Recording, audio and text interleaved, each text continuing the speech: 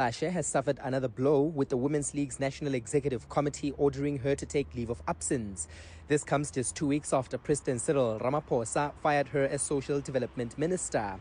The League's Secretary General Nokuthula Nqaba says Tolashe will step away from her duties as president while she undergoes the ANC's disciplinary process. The special NEC therefore resolved that Comrade Sisisi Tolashe should take a leave of absence to focus on the ANC disciplinary process. In line with the ANC Women's League Constitution, the Secretary General will assume the functions of the President in the interim. Among the latest allegations is that Tolashe forced a parliament-funded household assistant to share her 15,000 rand monthly salary with her daughter. Alpha Ramshwana, Eyewitness News. The Madanga Commission has heard how a senior narcotics officer was pushed out of the drugs unit by KwaZulu-Natal Hawks boss Lesetja Sinona. Carl Sander testified at the commission yesterday about his toxic relationship with Sinona.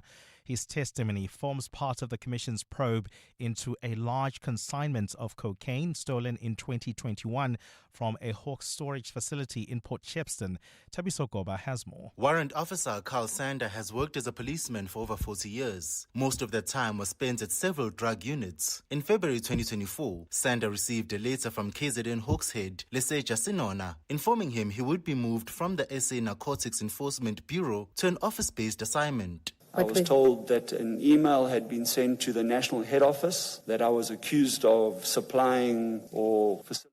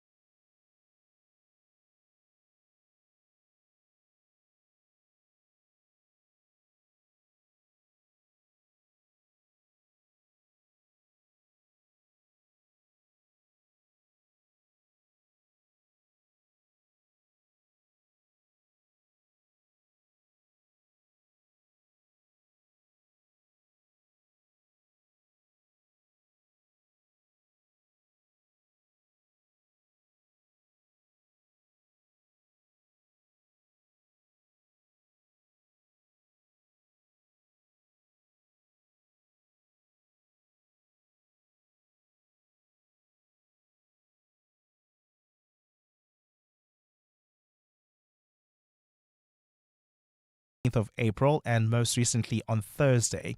Speaking during a UN Security Council meeting yesterday, Assistant Secretary General Martha Phoebe said that escalation in Lebanon would be intolerable. The populations of Israel and Lebanon have already endured immense suffering. Civilians must be protected. Civilian infrastructure, including cultural heritage sites, must not be targeted.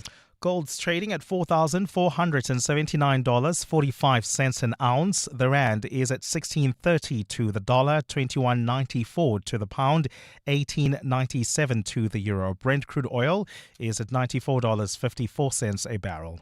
And in the traffic, we've got delays on the N3 North. This is between the Earlands Interchange and Van Buren Road. There's also queuing traffic on the N1 North. This is between the Golden Highway and the Deep Kloof Interchange. And in your sports, Sabalenka beat Osaka in straight set in a night match to advance the quarterfinals at Roland Garros. Bafana set to arrive in Mexico around midday, and 2 new rules for the FIFA World Cup with VAR given a wider role. A partly cloudy day in store for Gauteng, Johannesburg, starting at 7 degrees, peaking at 21. Pretoria, 8 and 20. Vereniging, 4 and 18 degrees. The top story in EWN this hour. The MK party says it's disappointed at the election of Rise Mzansi's Makashule Ghana to chair Parliament's impeachment inquiry, labelling the party a project of the ANC. EWN, in touch, in tune and independent. For the latest, visit ewn.co.za or download the EWN app. On Sunday, 26 July, 7:02 Josie My Josie Walk the Talk unites us all in the iconic Joburg CBD. 7:02 Walk the Talk. Enter now on primemediaplus.com. This is Breakfast with Bongani Bingwa on 702. Let's walk the talk.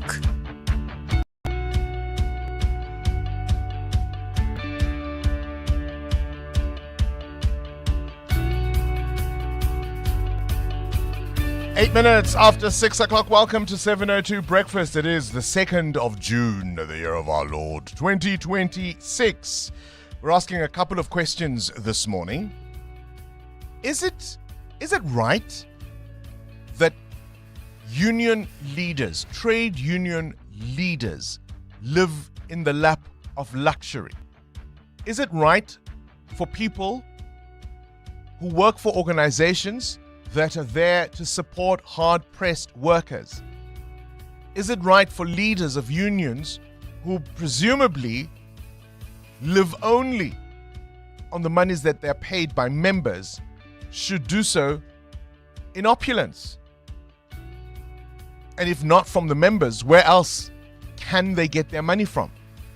Is it right that union leaders can live lifestyles supported by people with undue influence, with agendas that may not be aligned to those of the workers they claim to represent? And let's talk about the city of Johannesburg and the various entities that are mandated to provide different services, whether it's water or electricity or refuse removal. Should all of those be amalgamated into one entity or even back to the city? Remember, they've got teams of executives, they've got their boards, they've got their staff, they've got their premises, they've got their own marketing departments, their own branding. Are we really getting bang for buck from these different entities? This is Breakfast with Bongani Bingwa on 702. Let's walk the talk. I also want to know from you, what is at the core of your identity? What makes you you? What makes you you? I know that we are the sum of many parts. I get that. But what makes you you? What is that one aspect of your identity that shows up almost everywhere and every time? When you speak, when you walk, when you move into a room, in your job, in your family, in your home, your friendship circles, it's at the core of who you are. What are you most proud of as a person, as a human being? I'll explain why we're asking that question coming up. As always, of course, I've got a team of colleagues behind the scenes, producers putting the show together. We've got Karabo, Baphelile, Siamtanda, and Palesa behind the scenes, and you'll hear the voices of Amo Ramila. Very good morning to you, Amo. A very good morning to you, Bongani. What makes you you? Man, I think the young girl inside of me who jumps up for joy every time we believe in something, we believe in a dream that even if many of the people in the room believe it's not doable, it can't be achieved, this young girl inside of me says it can be done. All right, I think you're being very esoteric and deep about it. But I mean, that's what at the core of my being. There's a young girl inside of me who bursts and jumps up for joy every time she achieves something that she's believed in for many years, and people were saying it can't be done. Okay. A bit deeper than I wanted to. Muteo? That you can't miss me. Everywhere I walk, you'll definitely see me. You'll feel me. No, why can't we miss you? Give me a clue. We're on radio here. Not everybody is watching us from our YouTube page and sees us live. Yeah. So is it physical appearance, for example? Yes, I'm larger than life. And Imnyama Inkan is one of those things. What's your height? 1.89. So that's about 6. I don't know the US. It's 1.81. I'm 1.81, which is 6 feet exactly. So you must be like 6.7 or something like that. Yeah, 6'5", around there. 6'5", around there. So you can't miss Mateo. He dominates the room. I want to know, is it that you're a mother? Is that at the core of your identity? Is it that you grew up in a rural area, or you are from Soweto? Is it the language you speak? Being Afrikaans, being Motswana, is that at the core of your identity? Is it being South African? Is it being African? Is it having lived elsewhere in the world? What is it that has most influenced you, and even right down to the job you do? right? Because who you are, who is at the core of your identity, influences how you move everywhere. It influences who you are as a parent. It influences who you are as a spouse, as a partner, as a friend, as a sibling, as a son. All of those things. And yes, we are the sum total of our many parts. But for you, what is that issue that is at the core of who you believe you are? You're with Bongani Bingwa. 7:02 weekday mornings, 6 to 9 a.m. 13 minutes after 6. I've also got some good news. We know the Strait of Hormuz remains at choke point, and in fact, as it appears, and we'll talk about that in a moment, as it appears, the talks between Iran and the US are near collapse at this stage. We really are at the we're at that brinkmanship point now. Who is going to blink first? And that means, of course, there's going to be pressure at the fuel pumps. And yes, yesterday we were told of a slight decrease for diesel, certainly, and petrol, I think, Buteo, am I correct? Petrol also going down? Petrol is going up. Decrease for diesel is going down. Yeah, because the diesel people suffer quite a lot more. Yeah, and seasonally, the reason why the diesel price is down is because there's less demand then for manufacturers and industries that use diesel. Because of the problems. Yeah, because of the problems and the fact that it's summer in the northern hemisphere. Yeah, sure. All right. So diesel users, you're in for luck. Remember yesterday we gave 15,000 Rand in fuel vouchers. Today we've got 5,000 Rand to give away in fuel vouchers. And we're going to do it a little differently today. When you hear this song,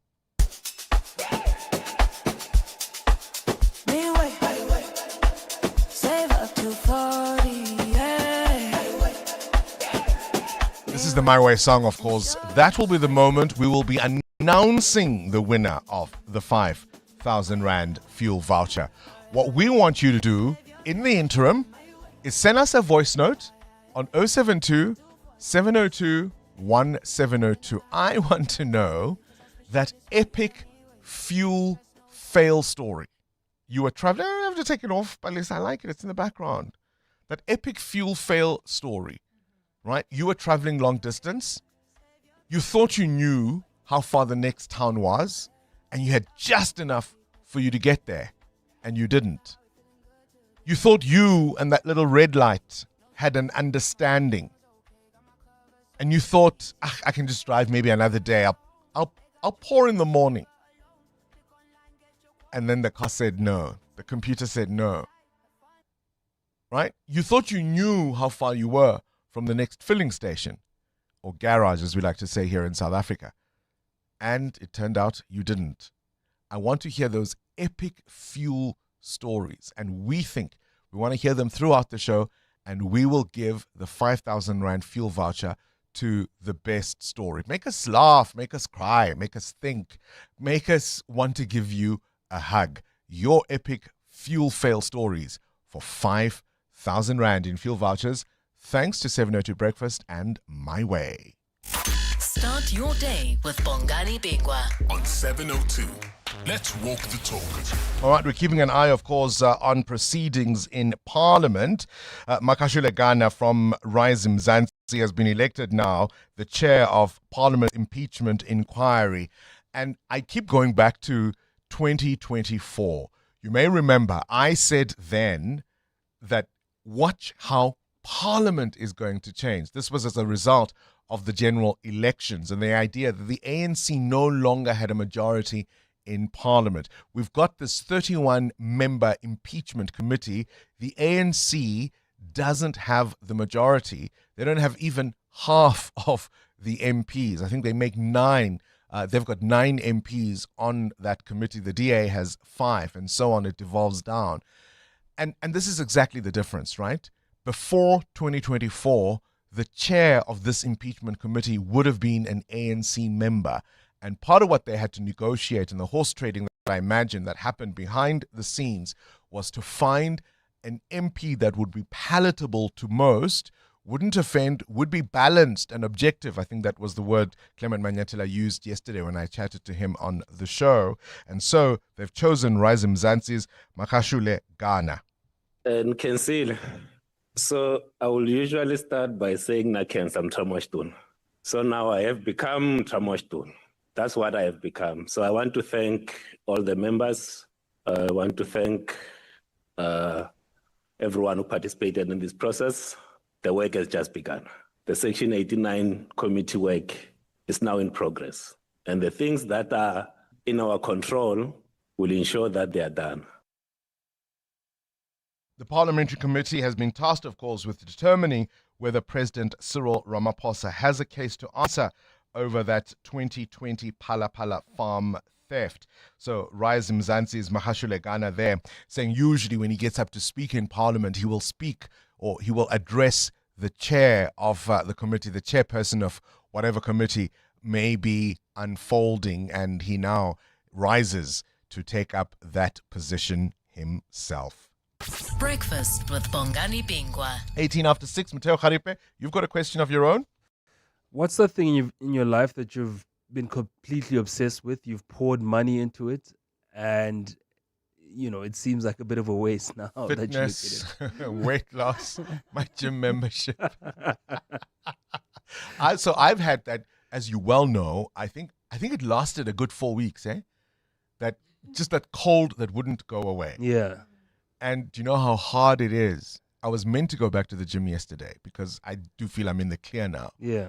But you, in this weather, it's so hard. And you just watch that debit order come through and you're like, but you must never train when you have flu. Make absolutely sure that it's clear. Take another 2 weeks, ne? Yeah.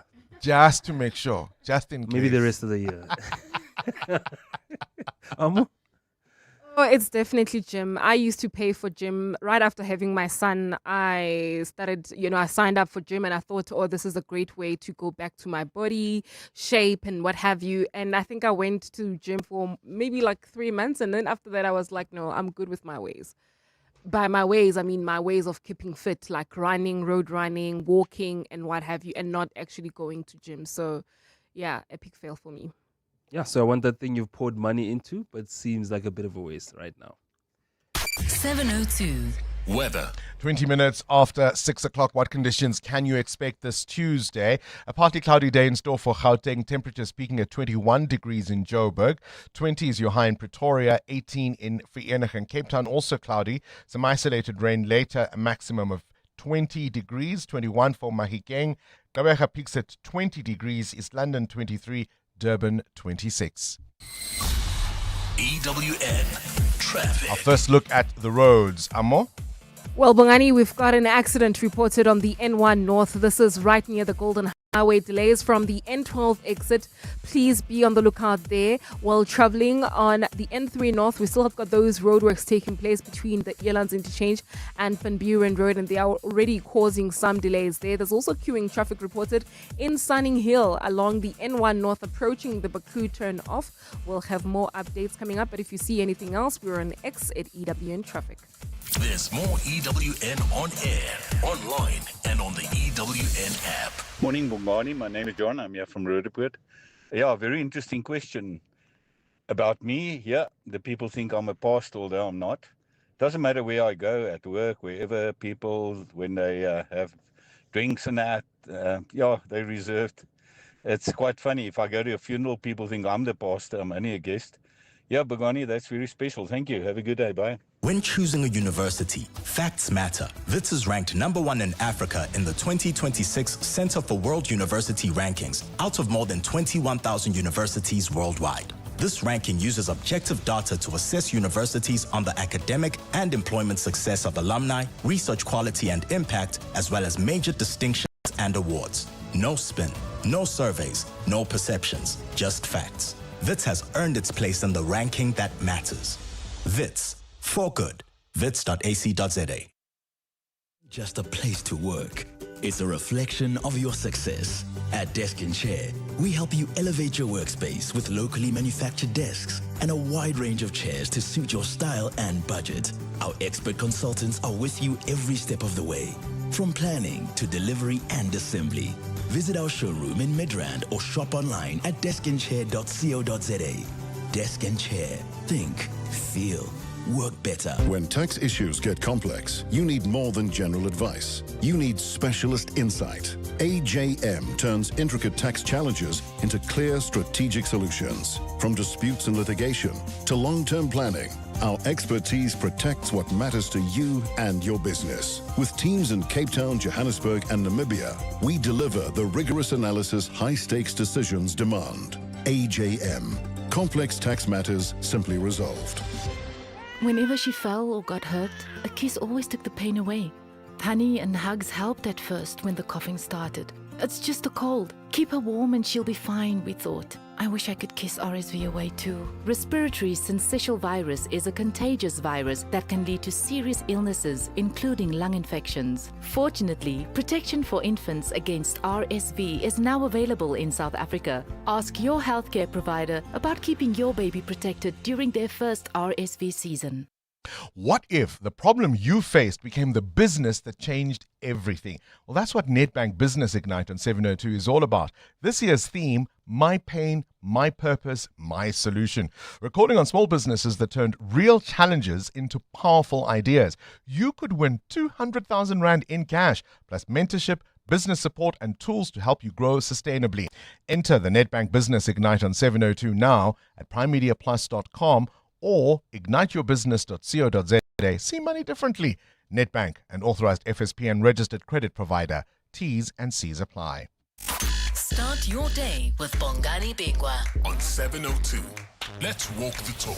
24 minutes after 6 o'clock, things you need to know at this hour. Political shockwaves continuing to ripple through the African National Congress. Its Women's League yesterday announcing that its president, Sisisi Tolashe, as you heard at the top of the hour in Eyewitness News, has been placed on a special leave of absence while she faces internal party disciplinary processes. And one of the questions we must ask ourselves, if you have a domestic worker, does your company allocate money purely for you to spend on a domestic worker?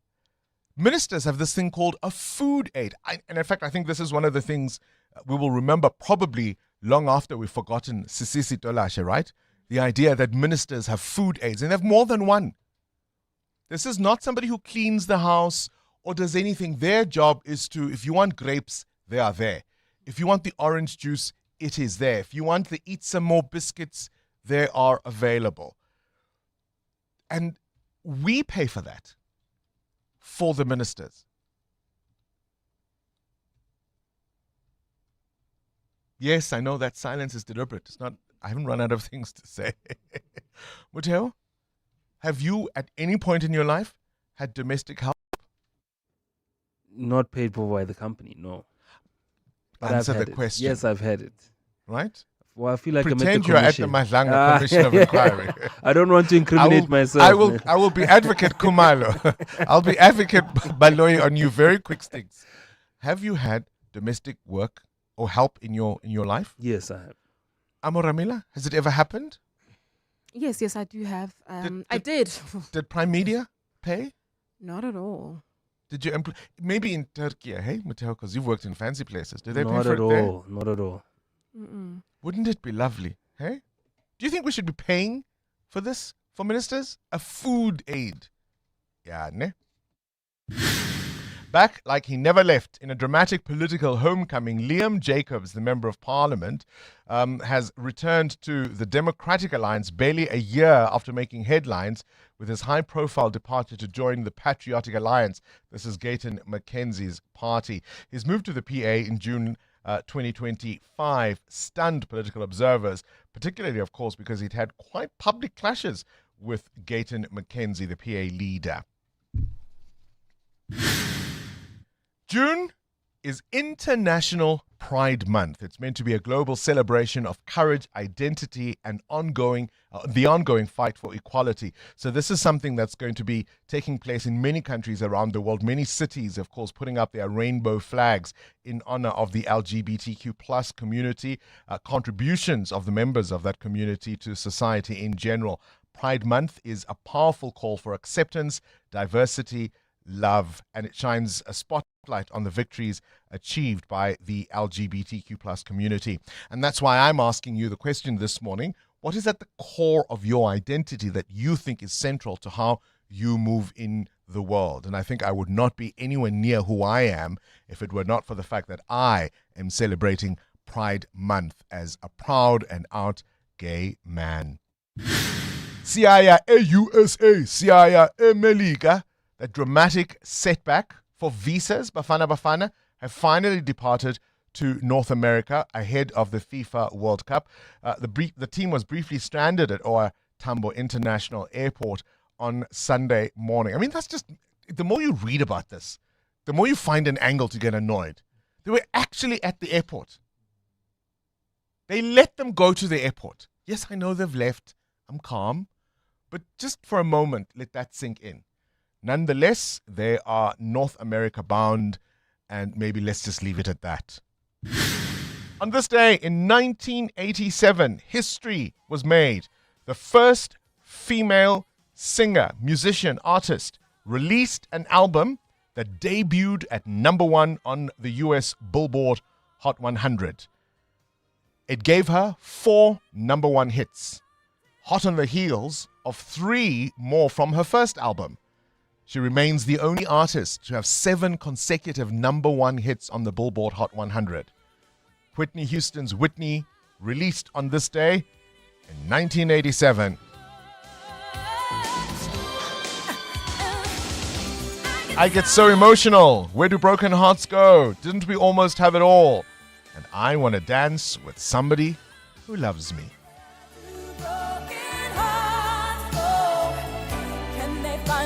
All massive hits from this album that sold 20 million copies worldwide. At the 702. The newspapers. Where do broken hearts go, Sfiso Zulu?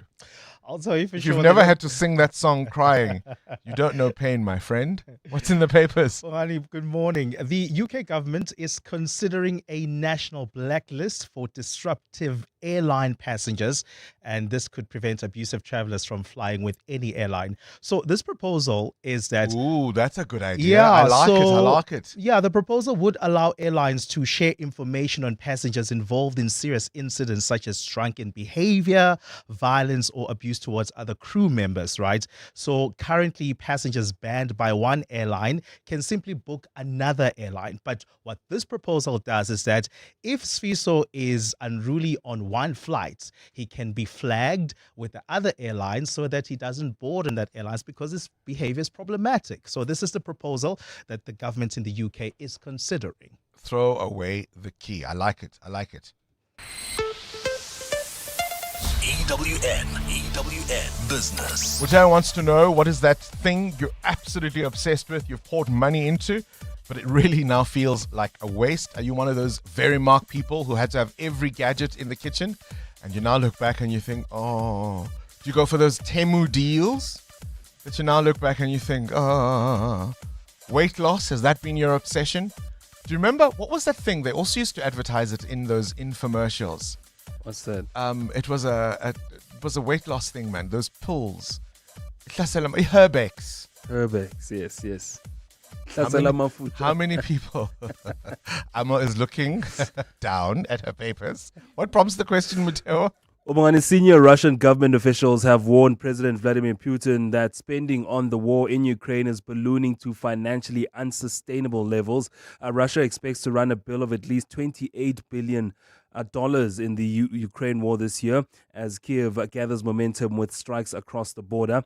A letter from Finance Minister Anton Suluanov has urged the cabinet to freeze around 2.9 trillion Russian rubles or $40.8 billion planned for non-war related spending this year, warning that the overspending could rise by as much as 4 trillion rubles in a negative scenario. Now, the ongoing war has been financially demanding for Moscow. Official Russian budget data earmarked around 11 trillion rubles or $137 billion directly for the war effort, which accounts for about 5.1% of the country's GDP.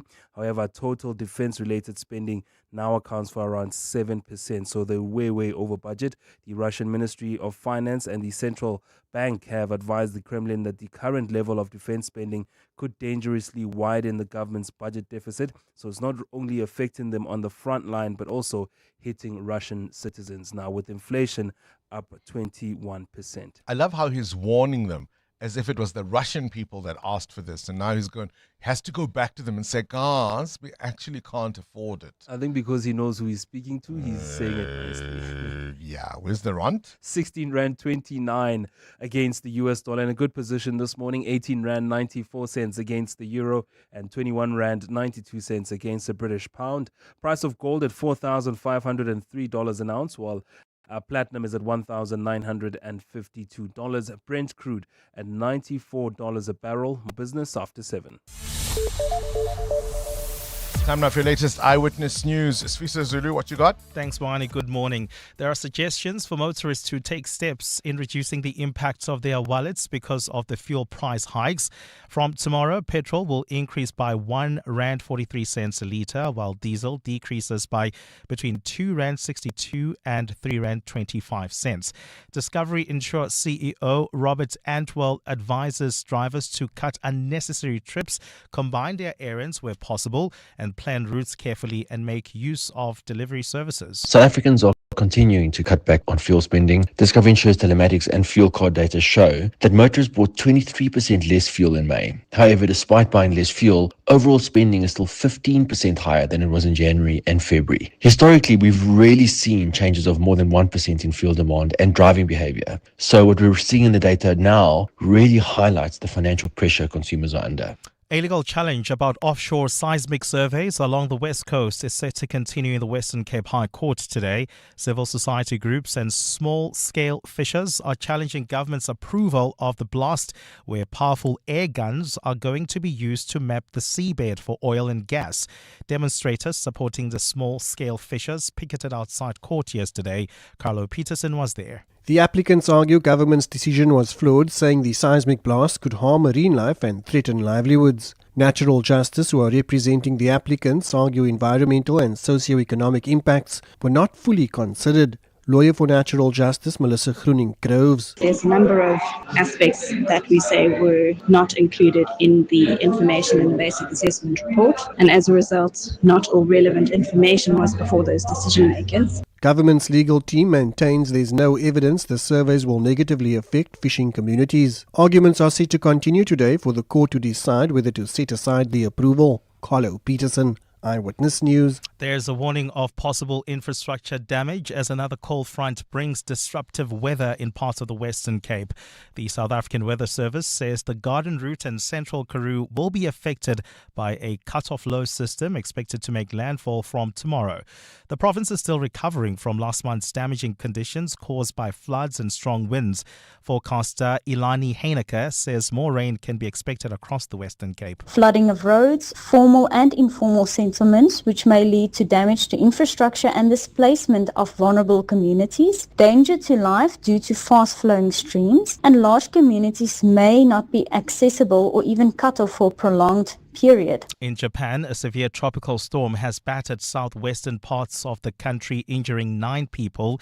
The Japan Meteorological Agency warns of high waves, landslides and flooding as Storm Jangmi, which was downgraded from a typhoon, rumbles northwards after bearing down on the subtropical island of Okinawa yesterday. Tens of thousands of homes are out of power and at least 600 flights at Japan's 2 biggest airlines have been grounded until tomorrow.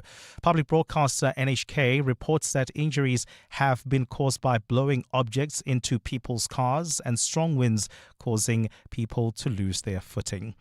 A partly cloudy day in store for Gauteng today. The temperatures are at lows of 4 and 8 degrees, peaking at highs between 18 and 20. And in the traffic, we've got an accident along the N1 North. It happened right near the Golden Highway. It's causing delays coming out of the N12 exit while traveling in the city of Tshwane. Another accident scene reported on the N1 South. This one is right near Linwood Road, causing delays. The top story this hour, Discovery Insure CEO Robert Atwell advises drivers to take measures such as cutting unnecessary trips to save on fuel. Hi South Africa, I'm Mike glowing. If you appreciate world-class sport and a great occasion, the Hollywood Bets Durban July is the place to be. The theme for 2026 is Country Allure, which sees the rustic style of the countryside meet the cosmopolitan cool of the city. On Saturday, the 4th of July, it all comes together at Hollywood Bets Greyville, Africa's greatest horse racing and social event. I'll see you there. Whether it is a CCMA referral, problems with a mechanic, unfair blacklisting, or an uncontested divorce, Clientele Legal offers professional legal services to all South Africans. Our plans are affordable, and you receive up to 745,000 Rand worth of legal services per year. We cover civil, criminal, and labor-related matters. Our nationwide legal teams are standing by to support you 24 hours a day. Plus, all plans include a 5,000 Rand bail benefit. Join today. SMS LEGAL to 48721. That's legal to 48721. Clientele General is an authorized FSP and licensed non-life insurer. T's and C's online. Standard rates apply. Famous for available staff. Famous for knowledgeable staff. Famous for always helping you with a smile. Now with 10 stores across Gauteng, our expert staff are here to help you with all your hardware needs. Paint, power tools, gardening, pet care and plumbing. Big on stock, strong on service, built on values. Chamberlain, famous for hardware since 1903. My name is Richard Sutton, and I'm the host of the podcast Shift Happens.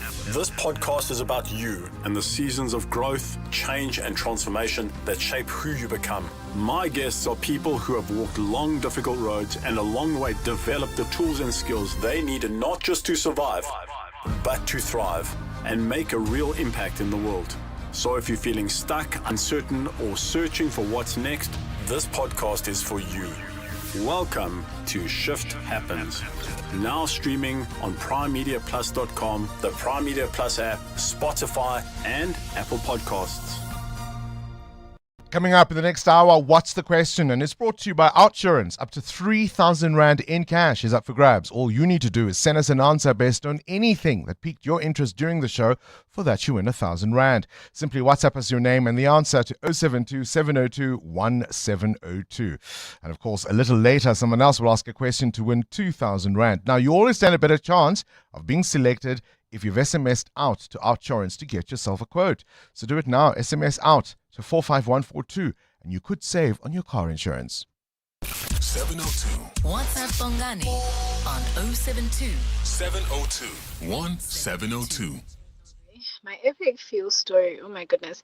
I was 8 months pregnant and I was cramping. And I was like, no, this fuel is enough to get me to the hospital. I was so wrong. I got stuck on the side of the road on the way to the hospital, and I think I was still a good 20 minutes out from the hospital. I had to, luckily I have a sibling who lives around, but she took a little while, but I mean, eventually she got there, got me some gas, poured it up for me. I was 8 months pregnant. I don't know what I was thinking, taking that chance, but we made it safely to the hospital and baby arrived earlier than expected, but yeah, it worked out, I guess. Morning, Bongani and the team. Bongani, it was around last year in November. I'm working for one of the major banks in South Africa. We are ending on the 20th of each every month. So on the 18th, 2 days before our payday, my light was showing that I must pour petrol. But I know it's my car, man. It will give me until the 20th because from my place to workplace is about 11 Ks, and they're saying with Corolla, once the light is on, it will take you for about 50 Ks. I went for the first day on the 18th. On the 19th, when I was supposed to go back, I got stuck, and I was supposed to park the car in the garage and take a taxi and get my car for the following day after I got paid. I mean, it was very embarrassing and one of those days that I won't forget in my life. Ciao. It's happening in Bramfontein. Epic fuel fuel fail stories. We've got 5,000 Rand in My Way fuel vouchers to give away. Entertain us, make us laugh, surprise us, make us want to reach into that speaker or earphone to give you a hug. EWN Cindy Paluta, we're also talking about those things you've spent quite a bit of money on and that you now look back and you think, that was a bit of a waste. So I'm one of those people, I love cooking. Yeah. I think I've got every Verimark gadget that's ever been put on the market. I mean, and not all of them are waste, by the way. Yeah. Some of them are still, I have a twister. Yes, mine is... Not all of the bits are there now, all these years later. And you can't find a twister anywhere. No. They no longer make twisters. I think any kind of high-tech gadget that you thought was high-tech at the time, right? And you were like, oh, this was amazing. You look back now and you go, why? I like finding those oddball products. There was a thing that Verimark used to sell, and it was a thing you spray. I think you mix it. It's a concentrate. You mix it in a squeeze bottle with water, and you spray it on your shower, and you just wipe, and the grot, that grot like that a mildew gathers. cleaner. Yeah. And what happened? You don't find it anymore. It probably... So the grot like is back. all good things that were delicious in the 80s and stuff. It probably had some product in it that they were like, probably. ooh, maybe let's not sell that to give people. that to the humans. Okay. For you? I tend to be one of those people who will buy into health fads. So I'll be like, oh, everybody's taking blah blah blah blah, and then I'll take it and I'll be like, I don't feel different. And I remember the doctors always saying, all these products you're actually just paying to have expensive urine, like at the end of it, because your body just gets rid of it. Yeah. Last year I was big on the turmeric and ginger and chili, cayenne pepper, and then you make it, you freeze it, and then you take out 2 ice blocks in the morning. And how long did and put that it in a last? cup of water. Most of last winter. And I don't think it made that much difference. But then maybe I didn't have flu for 4 weeks last winter, did I? All right, let's talk. Is it, right? You let's just don't talk know. sport. Okay. Sabalenka, yes. No, women's number 1 through to the French Open quarterfinals. She beat Naomi Osaka 7-5 and 6-3. Sabalenka says it was great to play at night. He was that I really stayed aggressive no matter what, and I was serving pretty well. If they would come back to me and ask, would you like to play in a session, I would say yes, definitely yes. The atmosphere was really cool, but at the same time, I have nothing against playing the first match or the second match, because then you have more time to rest and to recover. Sabalenka will play Schneider, who beat Keys. 3 of the men's top 10 seeds are still in the tournament after Ogela Sim and Kaboli won their matches. Berrettini got a straight sets win over Srondolo. Today's men's quarterfinals, Zverev against Jodar. The night game, Fonseca against Mensich. Excitement for Serena Williams fans. After 4 years, she's coming back on court, confirming she'll play the doubles at Queen's Club later this month. She's been given a wild card, but hasn't confirmed who her doubles partner will be. Bafana should be arriving in Mexico around midday today. They open the World Cup against Mexico next week. 10 days to go to the start of the World Cup, and 2 rules will be implemented. Players will not be allowed to go to the technical area to talk to coaches when a goalkeeper is injured. And VAR is set to get a wider role after football's lawmakers approved a rule change, allowing video officials to review fouls that happen before a corner or free kick is taken. The move is aimed at cracking down on pushing, holding and blocking incidents that can give attacking teams an unfair advantage before the ball is in play. In some international friendlies played last night, Austria beat Tunisia 1-0, Norway beat Sweden 3-1, and Liverpool starting talks with Andoni Areola to take over as manager after they parted ways with Arne Slot. The Reds also confirming defender Konate will leave the club. Cindy Paluta, Eyewitness News Sport. Who is the whizziest of them all? It's the Whiz Quiz on 702. Good morning, Uncle Bongani. My name is Tyler. I go to Residential Primary School. I'm 12 years old, and when I grow up, I want to become a doctor, and I'm really excited to play the Whiz Quiz with you. 702. Coming up at 7:15, the big interview.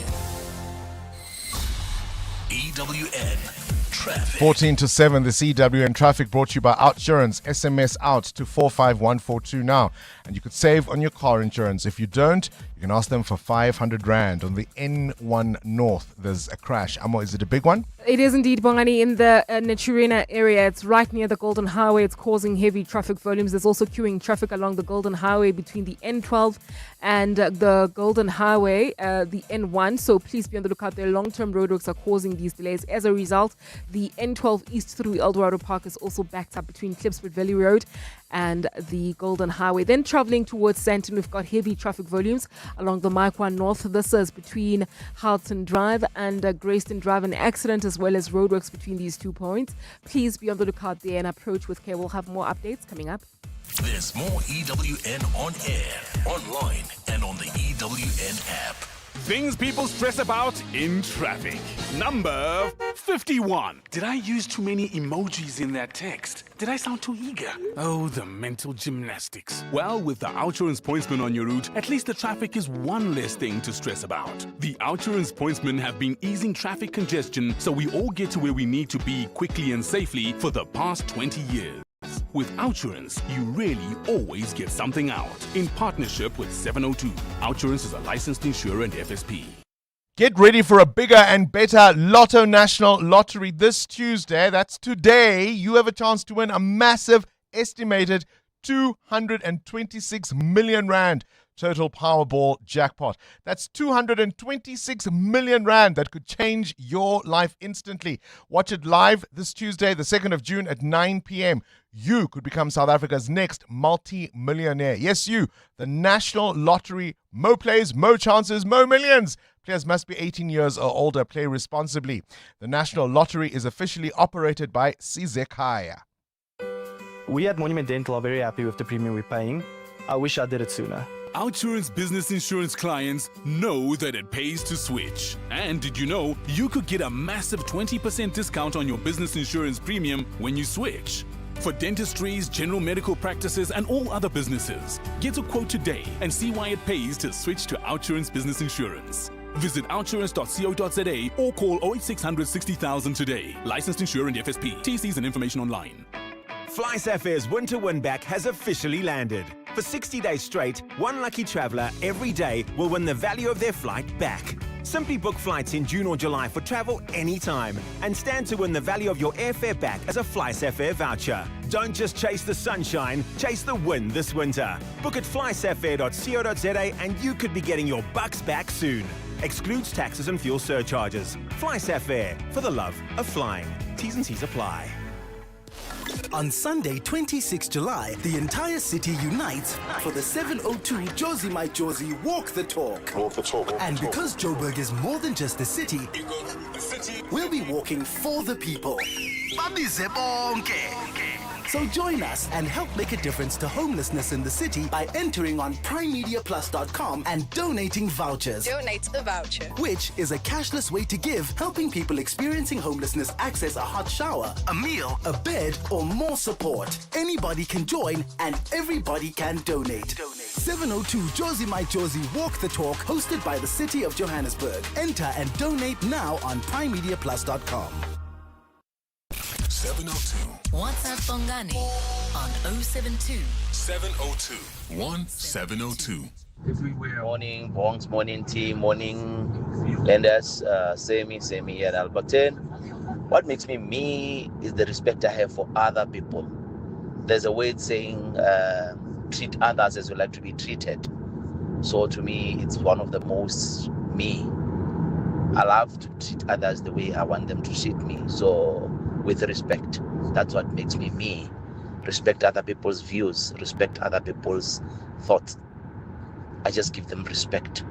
And what makes me me is the responsibility that my family give it to me. You know, when there's something without me, sometimes they feel like, things won't go the way. So it's what makes me me. Thanks, Bongs. Thanks, Tim. Hi, Bongani.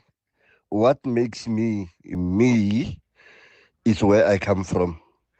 I come from Tafelkop in Limpopo. I speak Serakopa. Not many people speak this language. Yeah, it's a mixture of Sepedi, Setso, and Setswana. Yes. And then my clan name is Tamara. Yes, that's who I am. Thank you very much. This is Taru, Deep Kloof. Darren Dipkloof, thank you for that voice note. What makes you you at the core of your identity? Is it your job? Is it your qualification, your area of study or expertise? Is it your family life? Is it being a parent? What makes you you? The Brainy Kids of the Whiz Quiz. On 702. Up next, we're asking if trade union leaders who rely on the membership fees of workers should be living in the lap of luxury. And even if that money doesn't come from the workers, can they do so at the largesse of people who influence their decisions? That's coming up next. In the meantime, let's play the Whiz Quiz. Today's contestant is Tylen, who is 12 years old. And Tylen, I'm told you want to be a doctor later on in life, hey? Good morning, Tylen. Can you hear us? Yes. Morning. I'm told you want to be a doctor later on in life. Yes. Do you like your doctor? Excuse me? Do you like your doctor? Yes. Doctors aren't scary, hey? Yes. I used to go to my doctor who used to inject me when I was a kid. I thought my doctor was scary. But you're braver than I. All right, let's play the Whiz Quiz. Tylen, here we go. Let's start the clock. At what time did Cinderella's carriage turn back into a pumpkin? 12 o'clock.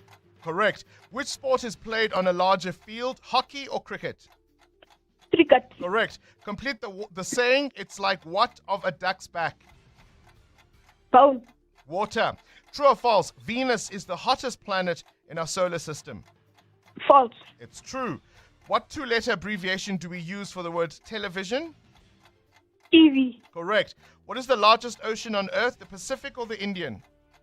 Pacific. Correct. What is 16 times 2? 34. It's 32. Nelson Mandela's autobiography is called Long What to Freedom? Walk. Correct. True or false? According to the superstition, it is lucky to walk under a ladder. False. Correct. Spell the word primary. Primary. Correct. And that gives you a total of 700 Rand. Tylen, 700 Rand. Remember, it's $100 for each correct answer.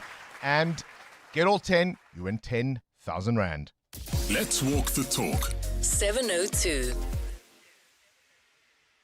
Let's talk now about a story published by News 24, and it raises a question around union leaders and how trade unions work. Is it correct for the leaders of trade unions who ostensibly rely on the membership fees paid by their members to then live in the lap of luxury? And if you say the money can come from elsewhere, does that not then open the door for undue influence in terms of the work of the labor unions?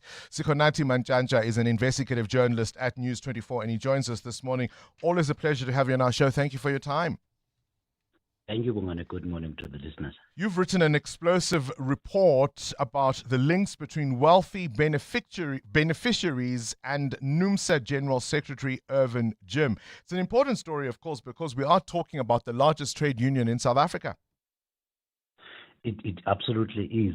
The trade union has about 300,000 and more members signed up in the very critical sectors of this economy. The real issue with this story, Bongani, is not even the politics or the aesthetics of it. It is the legality of it. Irvin Jim lives in that luxury property, paid for by a non-profit organization. Now, you and I know non-profit organizations receive their donations or money from elsewhere. Another private company bought Irvin Jim the 5 million rands BMW. The question about this is, where does this money come from? Who is funding the Jim's lavish lifestyle? Have all these benefits been declared, one, to the South African Revenue Authority? Meaning, does he pay tax on these, which is a legal issue, and as well as a moral and ethical one? But even more importantly, Does the trade union know that its leader, do members, the executive leadership of that union, do they know that Ivan Jim is living large at the expense of some, it appears, a billionaire American? Why is he funding Ivan Jim, not the trade union? These are the questions that NUMSA members must answer, and we did ask them. These are certainly the questions that the SARS should be concerned with. All right, your story reveals that Irvin Jim has been living in luxury apartments both at Melrose Arch and at a point in Rosebank, and also was supplied a bulletproof BMW, which is state-of-the-art. How do you link this to an outside benefactor? As I said, Bongani, a company called Critical Mass Origin, which was registered in 2018, is just that it has got a sole director, and it transferred 5 million rands to pay for the BMW.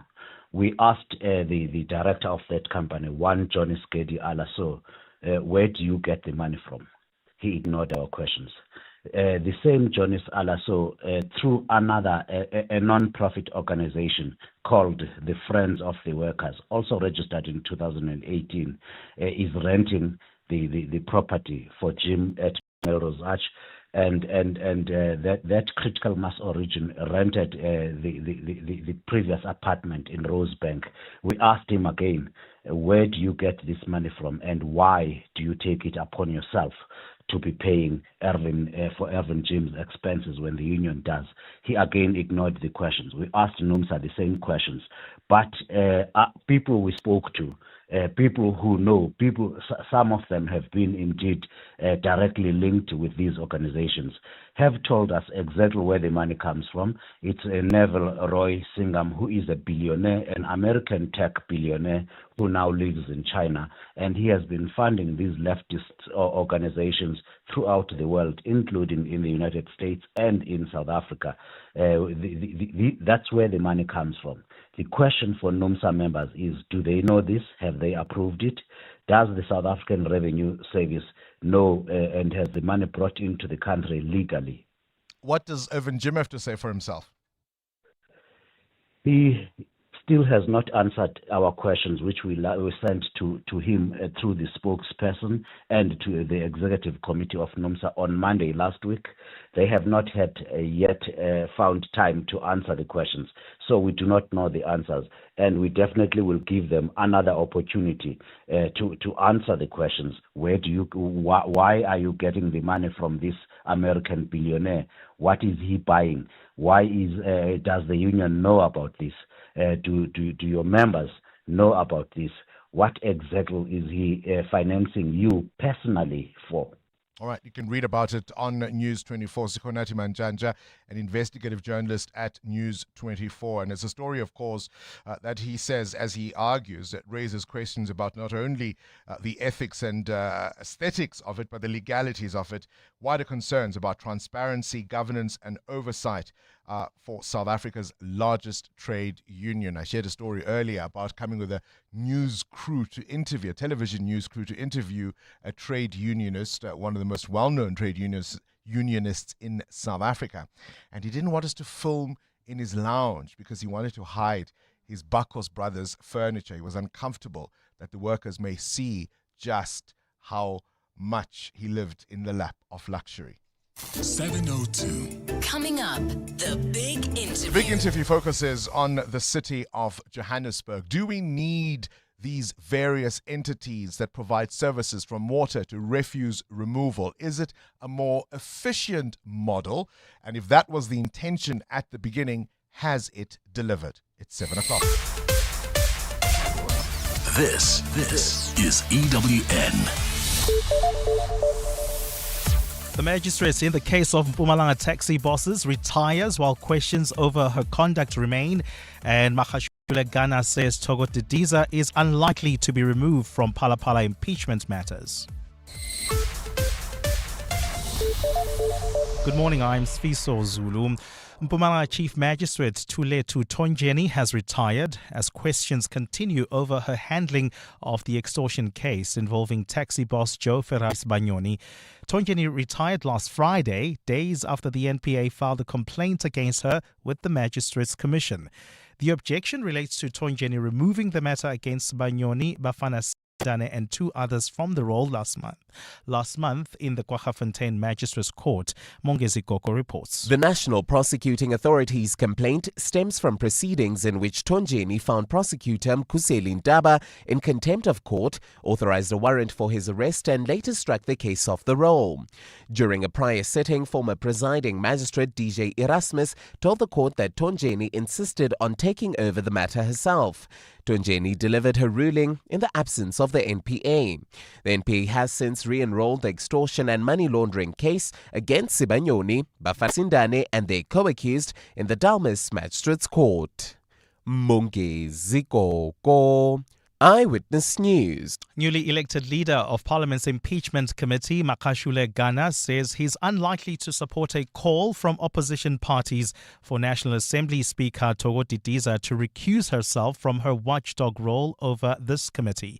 Rise Mzansi's Ghana, who was yesterday nominated by the ANC and elected by GNU parties to chair the committee, says the call is tantamount to suggesting all ANC members should recuse themselves too. ATM leader Vuyo Zungula has argued that by virtue of Didiza having previously voted against a Section 89 panel report that gave rise to the impeachment committee, her impartiality is in doubt. Lindsay Dentlinger takes a look. In 2022, Speaker Togo Didiza was among government ministers and ANC MPs who rejected an independent panel report on the events at the President's Palapala farm in 2020. The ATM's Vuyo Zungula says the Deputy Speaker, Annelie Lottridge, should exercise oversight over the committee instead. We are not calling for the Speaker to remove the Speaker. That was not what we decided on, but we just moved that we are over the process of the impeachment. The Speaker must not have oversight over that process. But Committee Chairperson Makashule Ghana says the call appears nonsensical to him.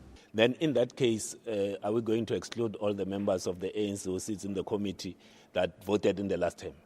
I think that's a lazy or pedestrian argument. I will not support it. Ghana says he will immediately work with Parliament's committee staff to get the information needed to begin the committee's work.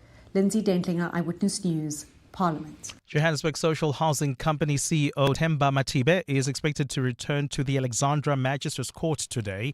Matibe was arrested for money laundering in January. Officers also found a large sum of money at his Morningside home during his arrest. Matibe, who's also an ANC Youth League member, is currently out on 50,000 rand bail. Alfara Mushwana reports. 29-year-old Themba Matibe was among the senior officials whose offices were raided by law enforcement authorities as part of an investigation into alleged irregular contracts. It's understood that the case is linked to alleged irregularities at the Johannesburg Social Housing Company. Police have connected Matibe to alleged procurement irregularities in the city, which are the subject of an ongoing investigation. EWN reported earlier this year that Matibe was also being investigated by the city for allegedly approving a 1 million rand payment for the construction of a wall that was never built. Alfa Ramshwana, Eyewitness News. And at least 9 people have been killed and dozens more have been injured after Russia launched a major overnight assault on cities across Ukraine. Kyiv Mayor Vitaly Klitschko says 2 high-rise apartment buildings have been hit in the city and there are fears people are trapped under rubble. Moscow last week warned it would launch systemic strikes on Ukraine in response to a drone attack last month on a dormitory in Ukraine's Russian-held Luhansk region, which killed 21 people. Air raid warnings were in place across most of Ukraine, and large plumes of smoke could be seen rising from the center of Kyiv. In Russia, the Emergency Response Center reported a fire at an oil refinery following a drone attack. There were no casualties there. The attacks come after Ukrainian President Volodymyr Zelensky on Monday reiterated warnings of a possible large Russian strike and urged residents to pay special attention to air raid alerts.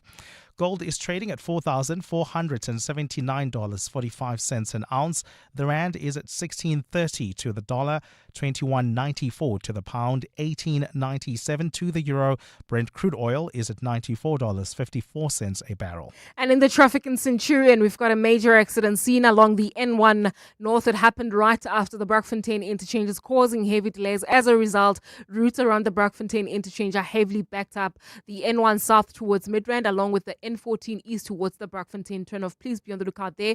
Try to use the R55 if you're heading towards Atteridgeville. And in your sports, Sabalenka through to the French Open quarterfinal after a 7-5, 6-3 win over Osaka. Bafana will touch down in Mexico without assistant coach Helman Makalele. And the Bulls semi-final with the Warriors has been moved from Glasgow to Murrayfield. A partly cloudy day in store for Gauteng. Johannesburg is at a low of 7 degrees, peaking at 21. Pretoria, 8 and 20. Vereeniging, 4 and 18 degrees. The top story in EWN this hour. Mpumalanga Chief Magistrate Thuletu Tonjeni has retired as questions continue over her handling of the extortion case involving taxi boss Joe Ferraris Bagnoni. EWN, in touch, in tune, and independent. For the latest, visit ewn.co.za or download the EWN app. Visit primemediaplus.com to enter 702 Josie My Josie Walk the Talk. Hosted by the City of Johannesburg. Walk with the people, for our Josie. For Joburg, by Joburg, in Joburg. Bamise bonke. This is Breakfast with Bongani Bingwa on 702. Let's walk the talk. Ooh, questions are going to be raised about this magistrate.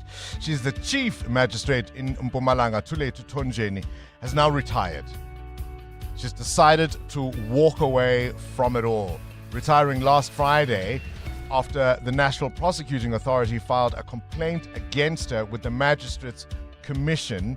This was the magistrate, I beg your pardon, who insisted that the matter against Sibanyoni, Bafana Sindane, and 2 others from the role had to happen on that particular day, even though the prosecutor had made it clear they would not be able to attend. And the lingering question was, why was she so insistent? Because, of course, on the appointed day, as the prosecutor had said, they were not available. And it was for that reason that the matter was removed from the roll. It seemed unusual. That's about the kindest way I can put it. It seemed unusual.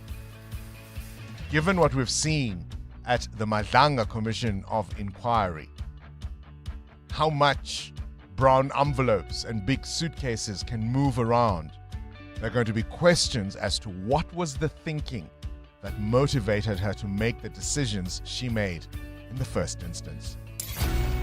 This is Breakfast with Bongani Bingwa on 702. Let's walk the talk. One of the stories, of course, we kept an eye on yesterday was the return to the Democratic Alliance of one Liam Jacobs, who decided to leave the DA in June last year.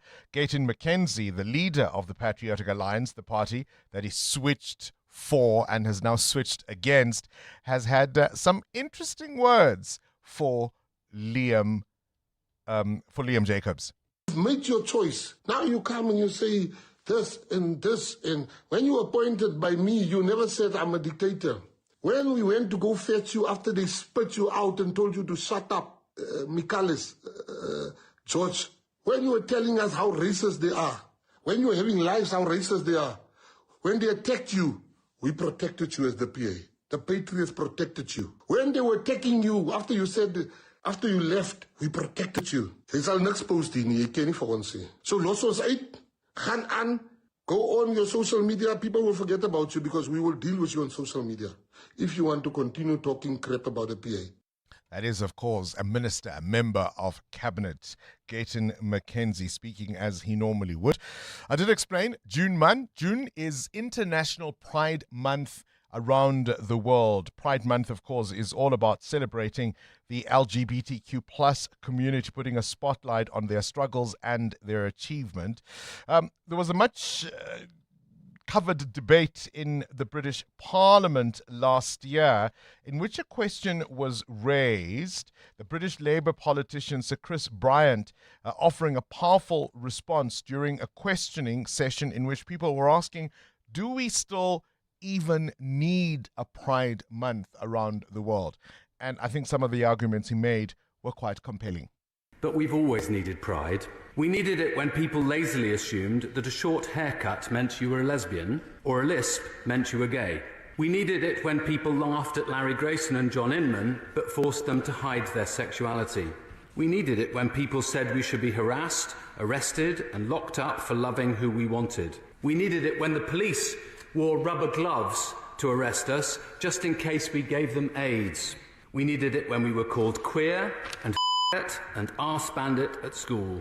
We needed it when we were sneered at, spat at, punched, kicked and beaten up. And we need it now, when kids are still bullied because they're camp or butch, when families still throw their LGBT children out of the home, when many are so worn down by abuse that they take their own lives, when so many are so terrified of coming out that they live lives of terrible, crushing loneliness, when people are abused for wanting to transition, when our cousins in Hungary are denied the right to demonstrate, when the state police in many countries deliberately entrap homosexuals, when trans people are treated as less than human, when homosexuality is still illegal in 63 countries, including 38 that apply those rules to women, and including more than half of the Commonwealth. Yes, we still need pride. Yes, we still need pride. Apologies for the slip of that one word there, but I think he was making quite the forceful point as he mentioned he lists some of the pejoratives that have been used against the LGBTQ plus community. Breakfast with Bongani Bingwa on 702. Let's walk the Let's talk. stick with UK politics for a little bit. You remember, of course, there was that deal under the Boris Johnson government to deport migrants to the UK to Rwanda. Well, that plan was aborted, of course, in the wake of Boris Johnson exiting the UK government, and now with the Labour government in power, Rwanda had been demanding more than £100 million from the UK, arguing that it was owed compensation after the UK government abandoned the high-profile agreement. The scheme, which aimed to deport asylum seekers to the East African nation, was ultimately scrapped before it could fully take off.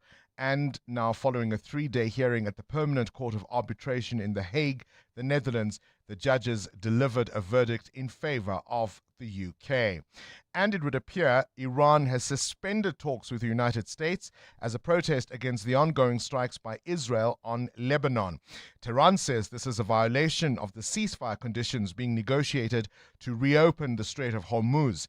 The Iranians are saying among their options are to raise the military stakes by tightening the grip on that global trade choke point. There's also speculations they could bring in their proxies, Yemen's Houthis, to strangle the opposite end in the Red Sea. The Israelis have been attacking Lebanon, accusing Hezbollah of strikes against northern Israel.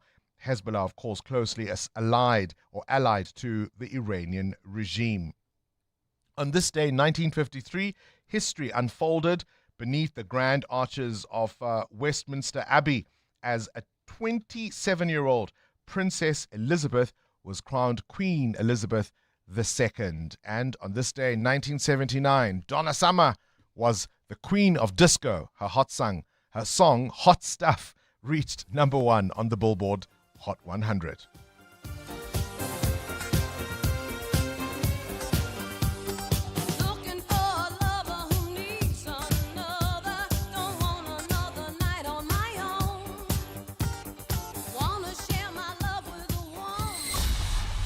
EWN Traffic. It's 7:15. Let's catch up with the roads now. Amo, you were talking to us about issues in Centurion. That's correct, Bongani. An accident along the N1 North. It happened right after the Brakfontein interchange, is causing delays. There's also still moving traffic on the N1 South towards Midrand. This is due to peak time delays coming out of the Brakfontein interchange towards Samarin Avenue. And then, of course, if you're traveling in Irene, do expect heavy delays along the intersection of Nalmepius Drive and Main Road. That's due to peak time delays as well as faulty traffic lights. More updates coming up. Stay tuned. There's more EWN on air, online, and on the EWN app. 702. Up next. The Big Interview. Take control of your equipment, your billing, and your revenue with PumaTech. Built for all sized businesses in rental, construction, scaffolding, plant hire, and mining. PumaTech gives you real-time, on-site visibility of everything. Your equipment, your materials, across sites, yards, and branches. Simplify stock control, reduce losses, and manage your billing. All in one powerful, locally built platform. PumaTech. Know where everything is. As winter settles across South Africa, more families are struggling to maintain food security. Rising fuel costs and high food prices are placing enormous pressure on vulnerable households. Food Forward SA needs your help. Every contribution you make helps provide meals to communities facing hunger and hardship this winter. At just 47 cents a meal, your 50 Rand donation can provide 100 meals. Visit foodforwardsa.org, click donate, and make your contribution today. Let's hear from Al, owner of Johnson's Cable, why it pays to switch to Outsurance Business Insurance. I thought it was going to be difficult to switch to Outsurance Business Insurance. Switching was so quick and easy. I'm happy with the premium that I'm paying now. For electrical, tradesman services, and all other businesses, get a quote today and see why it pays to switch to Outsurance Business Insurance. Visit outsurance.co.za or call 08600 60,000 today. Licensed insurer and FSP. TCs and information online. I'm Samela Kelpoy, an actress and a mum. Do you know what's in your cupboard? I've been trying to be intentional about the food I buy and keep in my cupboard. Unhealthy packaged foods can lead to hypertension, heart disease, and diabetes. Support front of package warning labels on unhealthy packaged foods, high in saturated fat, sugar, and salt. Join me. Sign the petition on heala.org. That's HEALA.org. 702. The Big Interview. With Bongani Bingwa. 18 minutes after 7, on to this now. As South Africans head towards the local government elections later on this year, many residents of our major metros are asking tougher questions about how they are governed and the cities in which they live. Johannesburg is a case in point. A budget was proposed and passed last week, but it has sparked a debate about the city's future. Do we, for example, need the various entities that are mandated to provide services for the city of Johannesburg? We've got Joburg Water that is meant to provide our water, City Power, our electricity, Pikitup, our refuse removal. And just think of the number of people they employ, the executive teams, the board members that are meant to oversee operations. And let's think about different marketing budgets, different logos, different premises.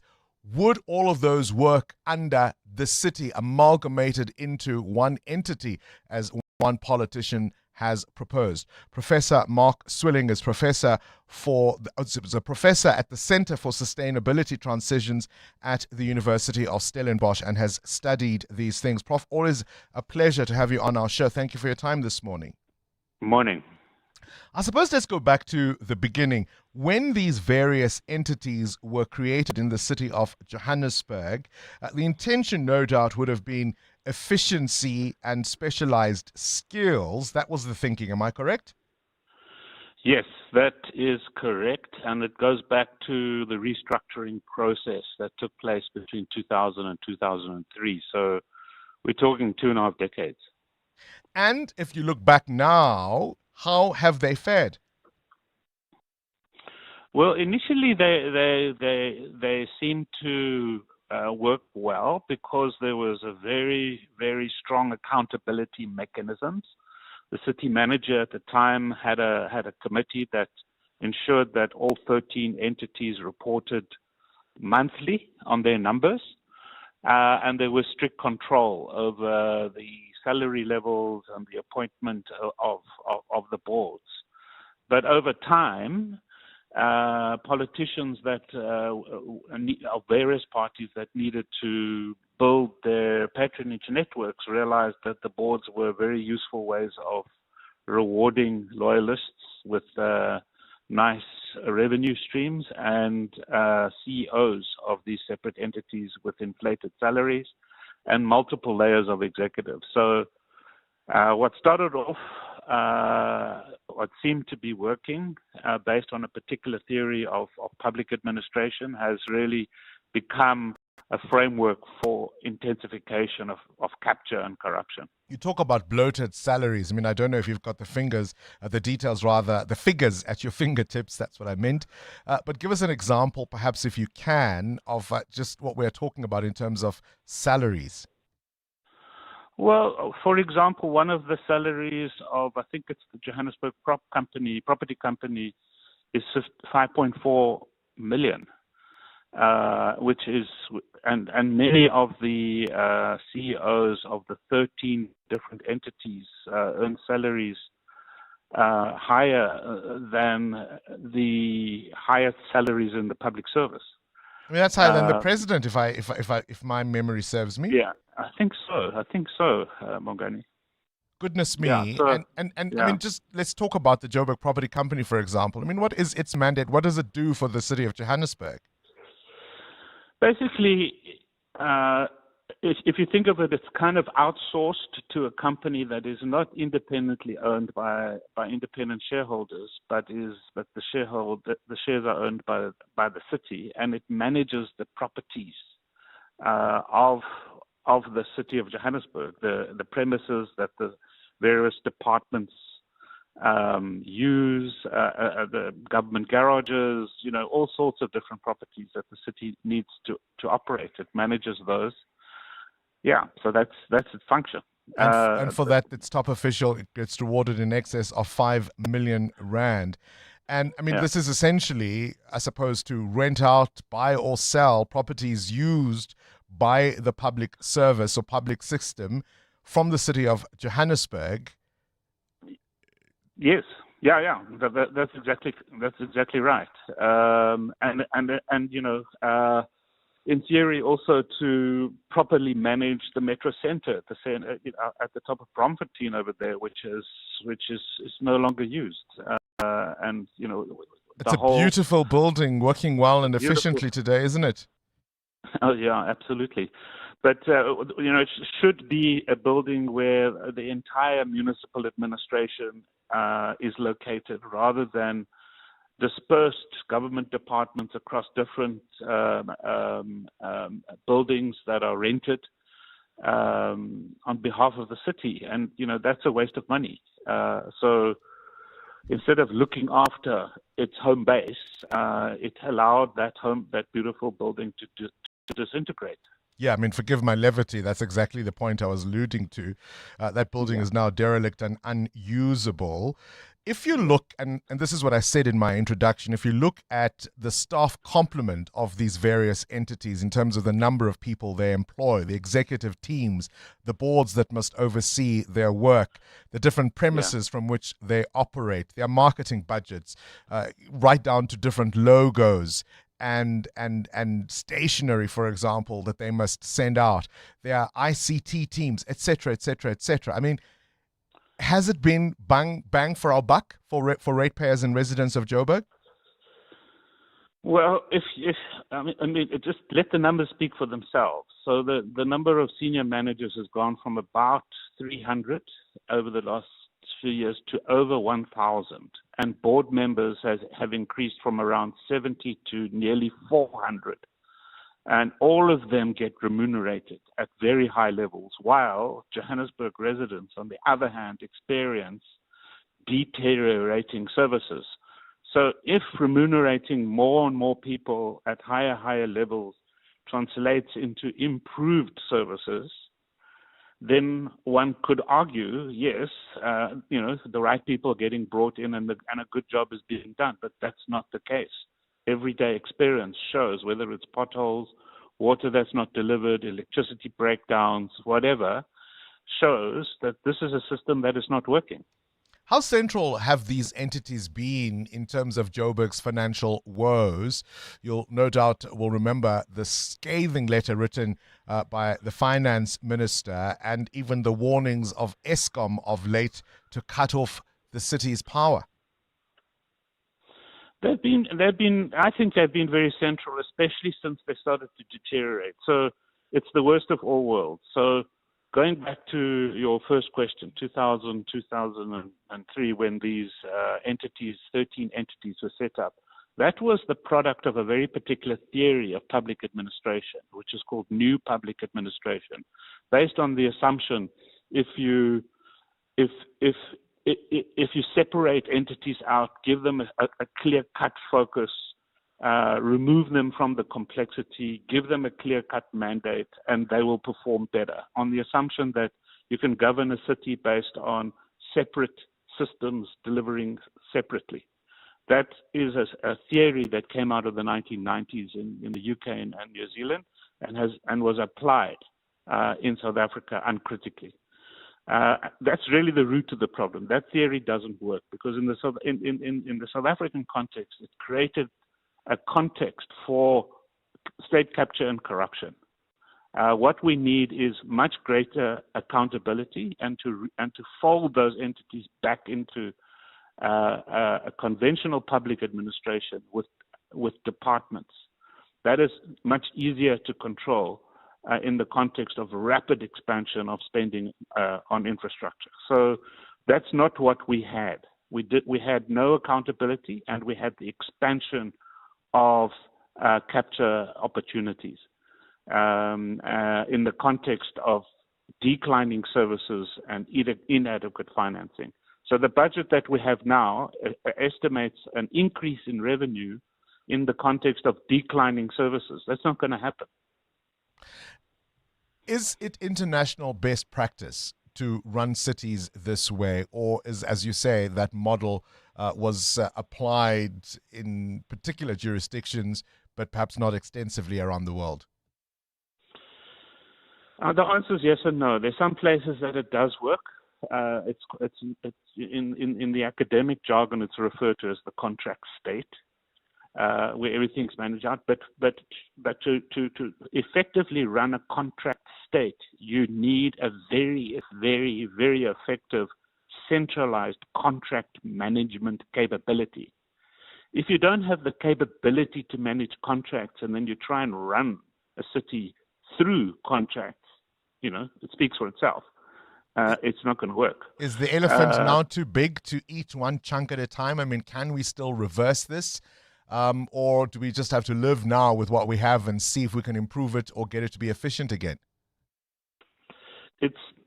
I don't think you can expect it to improve. I think we have a structural problem. We need a structural solution, and it needs to be a decisive intervention. So I think the presidential task team that's been set up, behind that is the intention to come up with something really drastic, but you're now dealing with ANC factional politics. Gauteng is basically run by the Alex leadership, and it's a different faction to the president's factional faction. So you're going to have serious internal ANC politics to overcome in order to deliver an effective structural solution. But what will happen, I think, is a spread of protest. And once you have a spread of protest, and if that really becomes a mass movement, that's the kind of crisis that will trigger the political world to intervene. And, who knows when that's going to happen. And, of course, every ratepayer and resident of Johannesburg has an opportunity to make their mark come November. Professor Mark Swilling, professor at the Center for Sustainability Transitions at the University of Stellenbosch. EWN Business. Straight into business news now. Muteo Kharipe, consumers taking advantage of lower food inflation. Inflation. Yeah. Tiger Brands has delivered positive results boosted by higher sales volumes at the company. The food producer, says it expects the trading conditions to become more challenging in the second half of 2026 due to global uncertainty affecting supply chains and consumer spending. Now, Tiger Brands produces products like Albany bread, Koo beans, All Gold tomato sauce, and Tasty rice. So all these South African staples, really. Revenue rose 18 billion rand, supported by a 4.5% increase in sales volumes. This growth growth was achieved despite average product prices declining, reflecting lower input costs in some categories. But of course, the food producer saying, look, in the second part of the year, expect those prices to go up because of what's happening on the Strait of Hormuz. Good news and bad news, Matteo, depending on who you are. Yeah, if you're using diesel, this might be some a slight reprieve, if you will. The Department of Mineral Resources and Petroleum has announced a mixed bag of adjustments in fuel costs for the month of June. Petrol will rise by 43 cents a litre from this Wednesday. However, diesel will drop by R2.61 a litre following a sharp rise over the past few months. Paraffin will also go down by R5.96. South Africa's temporary general fuel levy relief is being phased out by the end of June. So that particular cushion will be taken away, and motorists will really feel the pinch come the end of June. All right, where's the rand? The rand, 16 Rand 26 against the US dollar, 18 Rand 93 against the euro, 21 Rand 89 cents against the British pound. Price of gold, $4,517 an ounce, while platinum is at $1,954. Brent crude now at $94 a barrel. More business after 8. Time now for your latest Eyewitness News, brought to you by Outsurance. SMS out to 45142 now. And you could save on your car insurance. If you don't, you can ask them for 500 Rand. Sfiso Zulu, another fatal gunfire exchange with the police. That's right, Bongani. This is in KZN, and it's news just in. 2 suspected armed robbers have been shot dead and a third wounded during a confrontation with police in KwaZulu-Natal. The shootout happened after the gang hijacked a victim yesterday in Hluhluwe. Officers spotted a vehicle matching the description of the suspect's car and chased them on the N2 after midnight. KZN police spokesperson Robert Nechawunda says the pursuit ended in a gun battle. Police gave chase and the Umkhanyakude district task team officers provided backup. The chase continued from Hluhluwe policing area to Komsan, where a shootout ensued between police and the suspects. 3 suspects were believed to have been fatally wounded. However, the 3rd suspect woke up when forensics were taking photographs and was right to hospital under police guard. President Cyril Ramaphosa will table the presidency's budget today in Parliament. Ramaphosa's appearance comes at a time of heightened political tensions about his presidency and his pending Section 89 impeachment inquiry. The budget will cover programs that support Ramaphosa, the deputy president, and his cabinet in governing the country. Babalo Ndenza reports. President Cyril Ramaphosa returns to the National Assembly not long after his most recent question and answer session, which took place on the 14th of May. While Ramaphosa won't face any questions from MPs this time around, the different political parties will scrutinize his budget and the state of his administration and the presidency. Ramaphosa can also expect his current political challenge in the form of the Section 89 impeachment inquiry to be a major talking point during the debate. The committee has already started its work, electing Rise Mzansi MP Makashule Gana as chairperson yesterday. While parties aligned to the Progressive Caucus, like the MK Party and the EFF, walked out of his May appearance, they haven't indicated whether they will boycott today's budget vote. Ramaphosa will respond to the debate tomorrow. Babalo Ndenza, Eyewitness News, Parliament. There are suggestions for motorists to take steps to reduce the impact of on their wallets because of fuel price hikes. From tomorrow, petrol will increase by R1.43 a litre, while diesel decreases by between R2.62 and R3.25.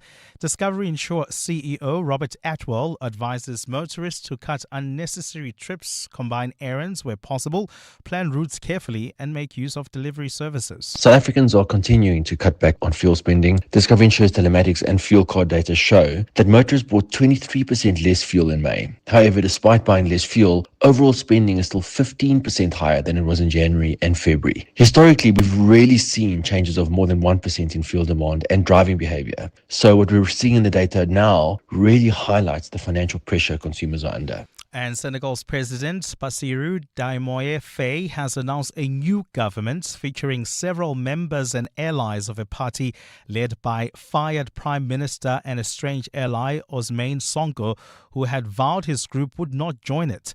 Faye's announcement yesterday came less than 2 weeks after he fired Sonko, his former mentor, and dismissed the cabinet following disagreements, including over the troubled economy.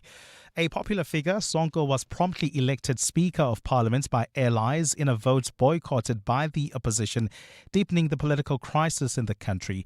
Sonko remains the undisputed leader of PASTEF, the party he founded in 2014, to which Faye also belongs. Faye named a senior economist as Prime Minister, saying the new appointee had the expertise to steer Senegal out of its crippling debt. A partly cloudy day in store for Gauteng today. The temperatures are at lows of 4 and 8 degrees, peaking at highs between 18 and 20.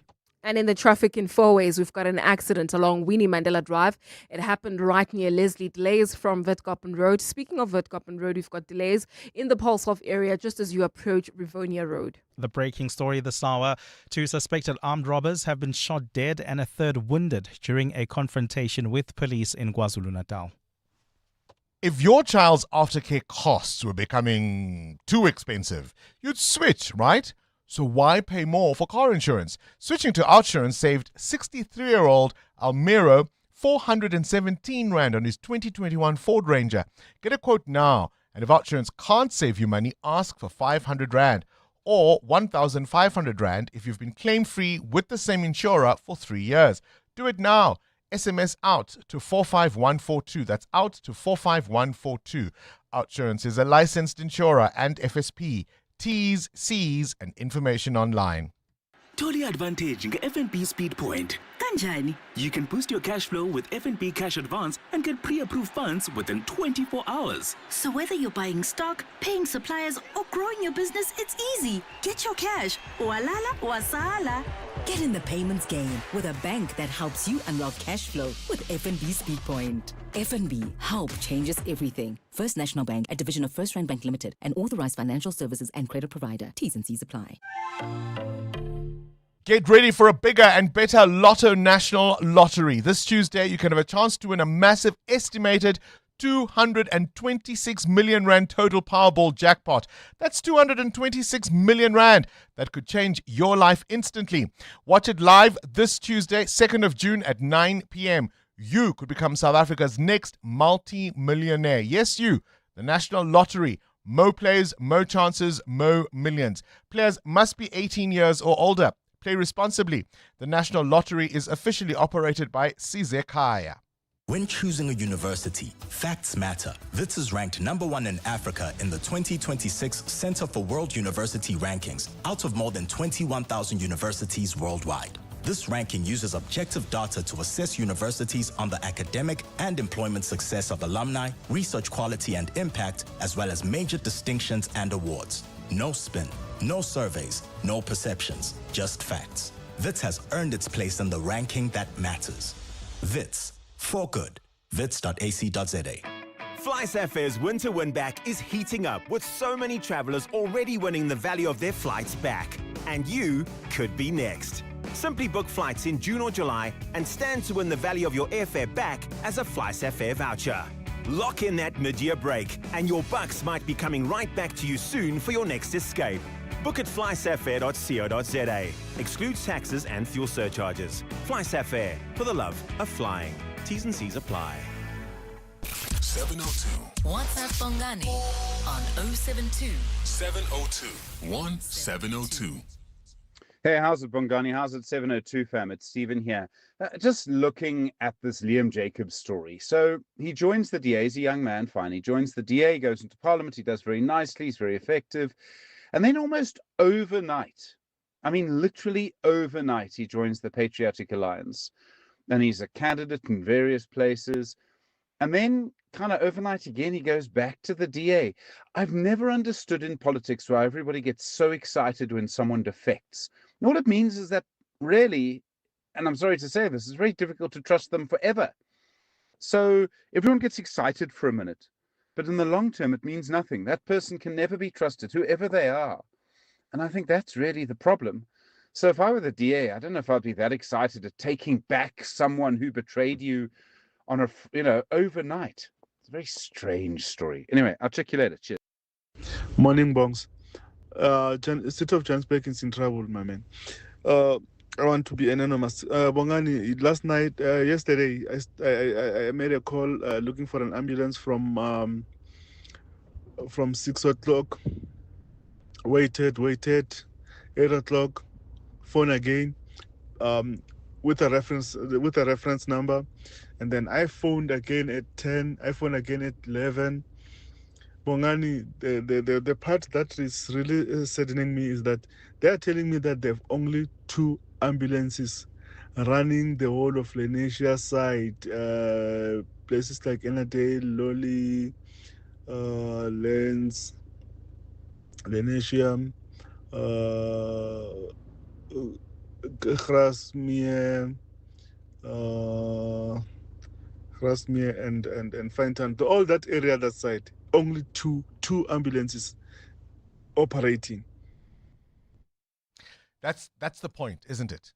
My conversation with Professor Mark Swilling, the idea was that these entities would work to deliver for the city of Johannesburg. You'd have focus, you'd have efficiency, you'd have specialists working in their particular areas. Joburg Water would be about water. City Power would be about electricity. Pikitup would be about the refuse removal. But take the Joburg Property Company. Can you imagine the head of department, if that was now absorbed back into the city, the head of department of the Joburg Property Company? This is the entity that runs the properties that are owned by the city of Johannesburg. These are the ones that are rented by various government departments, for example, and they own all the properties that are used by the public sector. Can you imagine the head of department working for the city of Joburg, earning a salary in excess of 5 million rand a year? A head of department, making sure, that the Department of Health pays for a clinic that it uses, right? Making sure that the Department of Human Settlements pays for the offices it rents, etc., etc. Can you imagine the head of department earning a salary of over 5 million rand? But the CEO of the Joburg Property Company does. Now, if those entities were run under the city of Joburg with efficiency, with no political considerations, how much of that money that would be saved would ensure that when somebody needs an ambulance in the south of Johannesburg, they aren't told for a very large area with hundreds of thousands of people, only 2 are available. 702. What's the question? What's the question is brought to you by Outsurance. A chance for you to win up to 3,000 Rand in cash. First, 1,000 Rand for the answer, and then a little later, 2,000 Rand if you can give us the question. SMS out to 45142 now, and you could save on your car insurance. If you don't, you can ask Outsurance for 500 Rand. Today's answer comes from Katleho in Roodepoort. Katleho, what's today's answer, please? Morning, Bongani. Hope you are well. Today's answer is where do broken hearts go? Where do broken hearts go? Where do they go, Katleho? To the ANC. Katleho. I thought you were going to say to the next one or the DMs or something funny like that. Gosh, tell me, Katleho, have you got yourself a quote from Outsurance? I'm at land already, Bongani. Oh, your biscuit. 1,000 Rand is coming your way. All thanks to Outsurance and 702 Katleho in Roodepoort there. He says, where do broken hearts go is the answer. What is the question? All right, I'll stop. 011 883 0702. EWN Sport. Cindy Paluta, let's talk sport, the French Yes. Open. A lot of the top seeds on both the men's and women's draw out, but The women's are still okay. I mean, just the big upset was Swiatek and Goff. So obviously Goff being Yeah. the defending champion Yep. and Swiatek. But a lot of the top seeds are still there. Yeah. All right, It's So the Sabalenka men. still has a tough road ahead. Well, Sabalenka should take Yeah, it. it's I mean, hers. she's phenomenal. She's the world number 1. She's in great form. She's newly engaged. Like, she's just in the absolute. Everything is just coming together for her right now. If she doesn't win this, I'd be shocked. All right, the men's side is where the problems are then, you say. Yeah, it does. But Sabalenka last night cruising past Naomi Osaka. So Sabalenka through to the quarterfinals with a 7-5, 6-3 win. She'll play Schneider, who beat Keys. 3 of the men's top 10 seeds are still in after Aguila, Sem and Kaboli both won their matches. Berrettini got a straight sets win over Sarandolo. Today's men's quarterfinal, Zverev against Shadar, and the night game, Fonseca against Mensik. Bafana will be arriving in Mexico today without assistant coach Halman Makalele and head of security Mdu Mbata. The pair they don't have visas. Bafana plays Jamaica in a friendly on Friday, and then they open the World Cup against Mexico next week, Thursday, which is quite strange that they're the ones that don't have visas, because it's not like they were being selected. Yeah. Story for another day, but it continues. No, you know what the worst part for me is? I hadn't realized they were turned back at the airport. Yes. That's the depth of So it. somebody did say to me, but then as an adult traveling, did you not question, hold on, I've got my passport, where's my visa? But I can understand that you would think that maybe There's it a works special differently arrangement. and there's a It's the World special, Cup, it's yeah. the World Cup, blah, blah, blah. But you cannot say, oh, we didn't know who was going because the coach hadn't selected. But the assistant coach is going, guys. And the head of security. Going to Mexico, you know. There were a couple of friendlies played last night, but the teams who will be at the World Cup were in action. Austria beating Tunisia 1-0. Norway beats Sweden 3-1. VAR will play a bigger role at the World Cup. They're now allowed to review fouls that happen before a corner or free kick is taken. This will hopefully crack down on pushing, holding and blocking incidents that happen before the ball's in play. Also, when a goalkeeper is down injured, players won't be allowed to go to the technical area to talk to their coaches. In cricket, the Women's T20 World Cup starts next week. The Proteas women beat Australia by 7 runs in a warm-up match yesterday.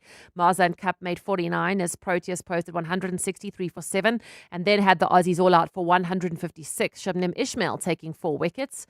In the men's game later, Pakistan with a 1-0 lead going into the second ODI with Australia. And the Bulls United Rugby Championship semi-final with the Warriors has been moved to Murrayfield as Glasgow is being prepared for this year's Commonwealth Games. Cindy Paluta, Eyewitness News Sport. Let's count backward. 5. Insurance.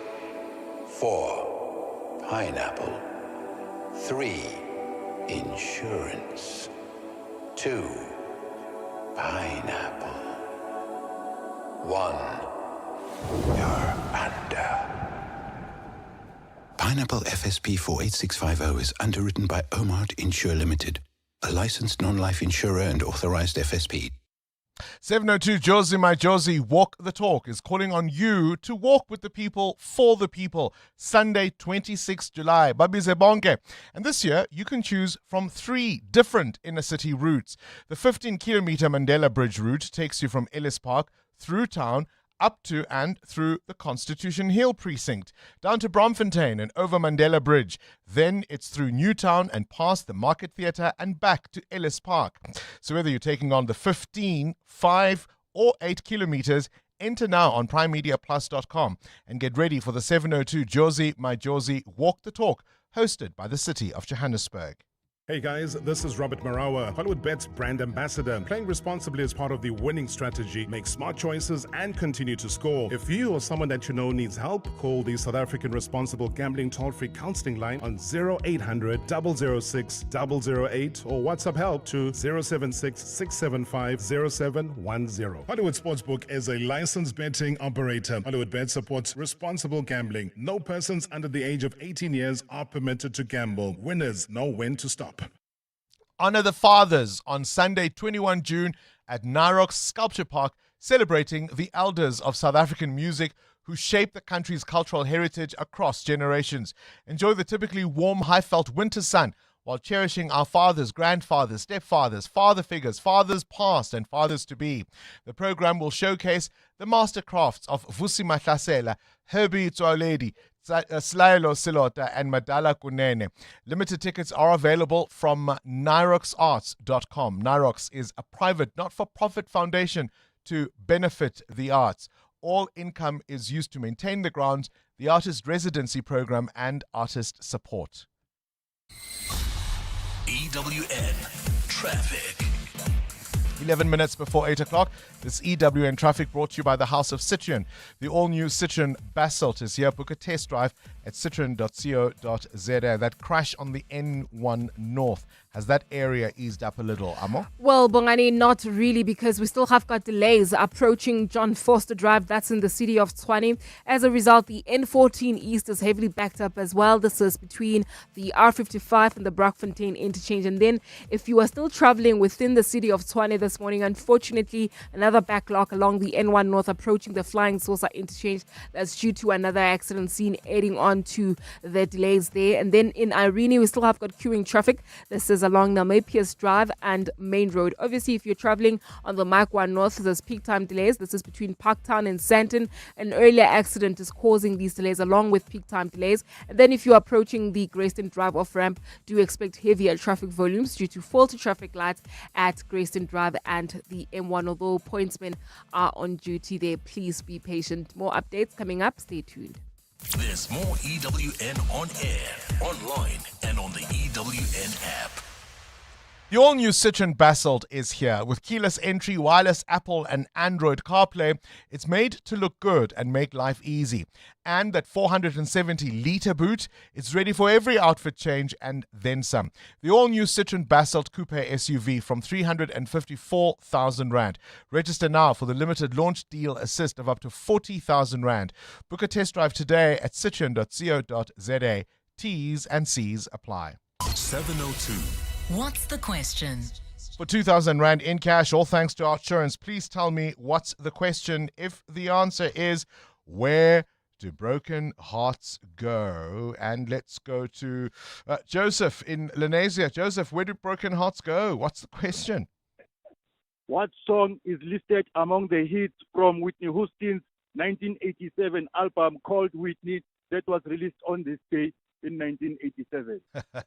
You've marked you've ticked all your boxes there, made sure that your I's are dotted, your T's crossed.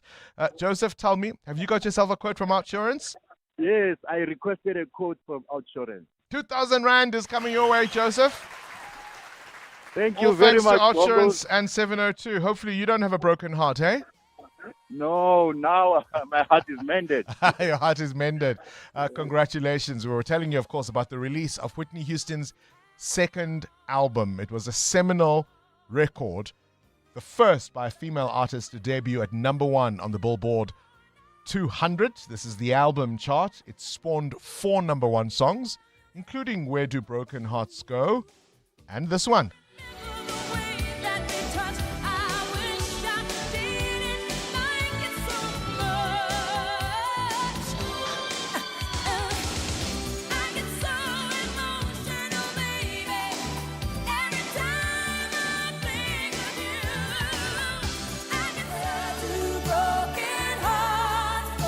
And, of course, this one.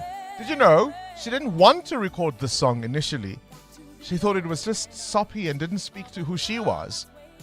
She got to like it, was persuaded by Clive Davis to record it, went all the way to #1.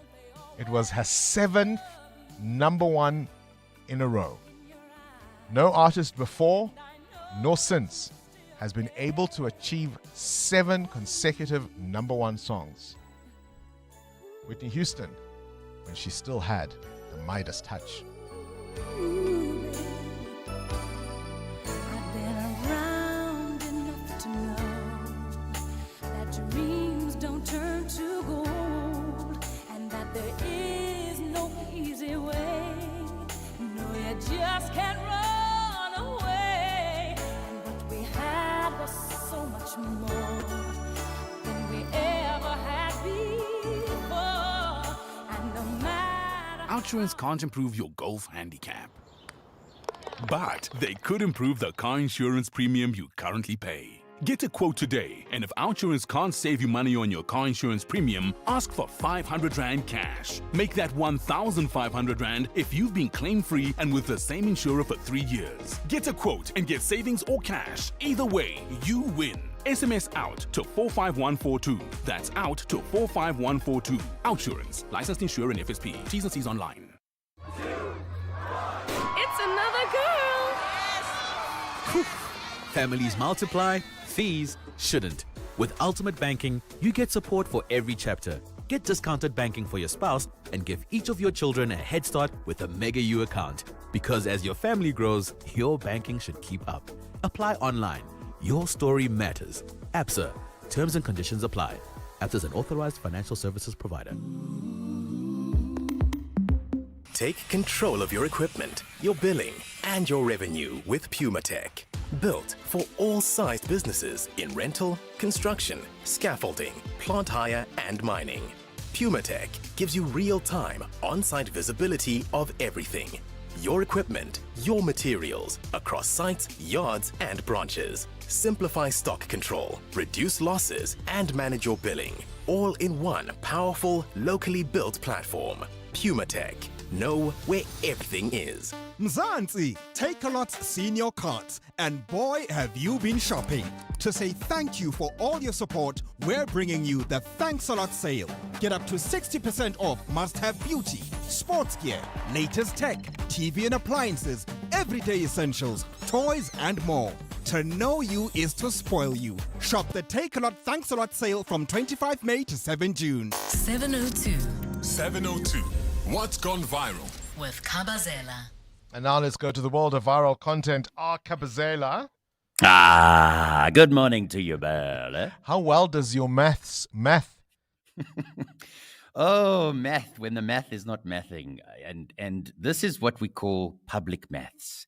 And it's a thing, right? And you get those who are so quick off the bat, they will be able to do the calculations, work out the tip, work out the percentage that comes off, whatever it is. They can do math in their head and give you the answer straight away.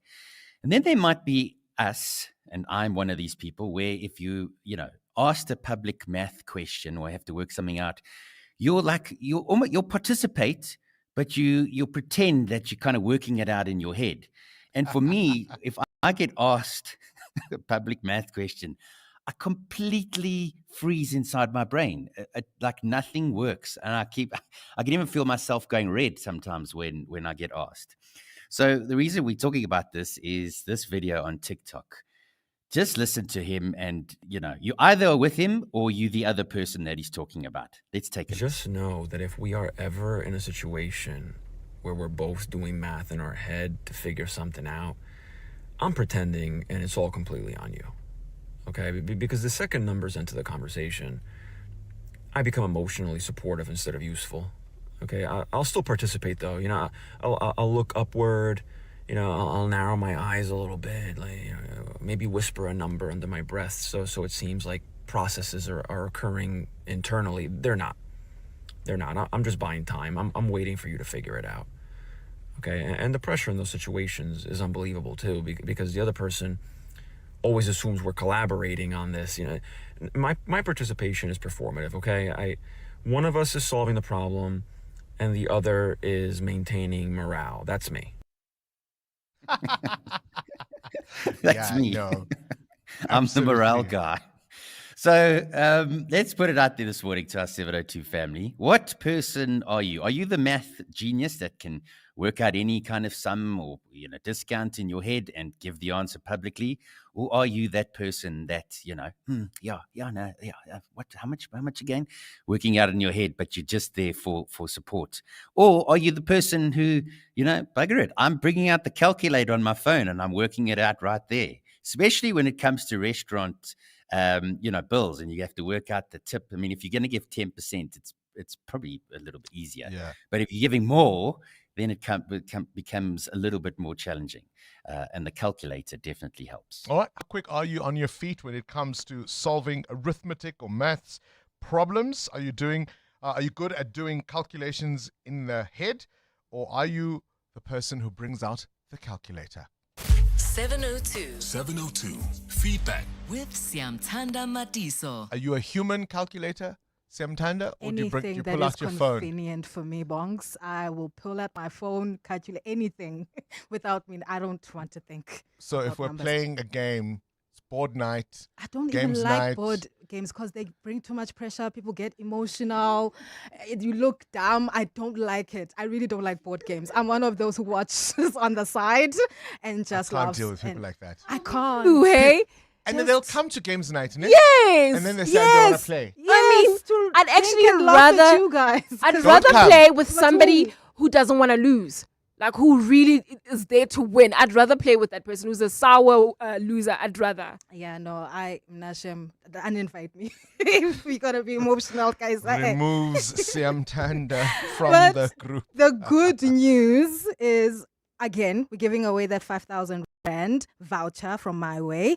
And we've been receiving lots of lovely stories. What I've figured, Bongani, is that husbands, please listen to your wives and you don't know your car because that is the number one, two things that people like dealing with. So firstly, Nosy thought she knew her car. That's one of the listeners. She was 8 months pregnant. She had cramps. Her car stopped. Do you get me? The other one, his girlfriend told him, please, that's Tabo, please fill up your car. I can see the gauge is going down. The guy's like, no, I know my car, la vie. The car got stuck. Now he has to walk 5 kilometers. Yeah. So these are the stories we're getting. I can't wait to hear more. This is your epic fuel fails. We're giving away 5,000 Rand in fuel vouchers thanks to My Way.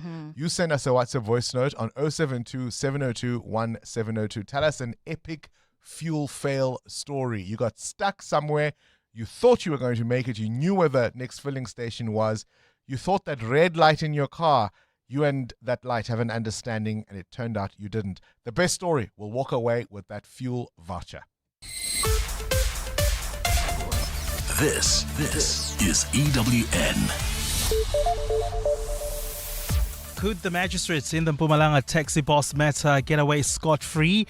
And some MPs aren't happy with Magashule Ghana's role in the impeachment inquiry. Good morning, I'm Sfiso Zulu.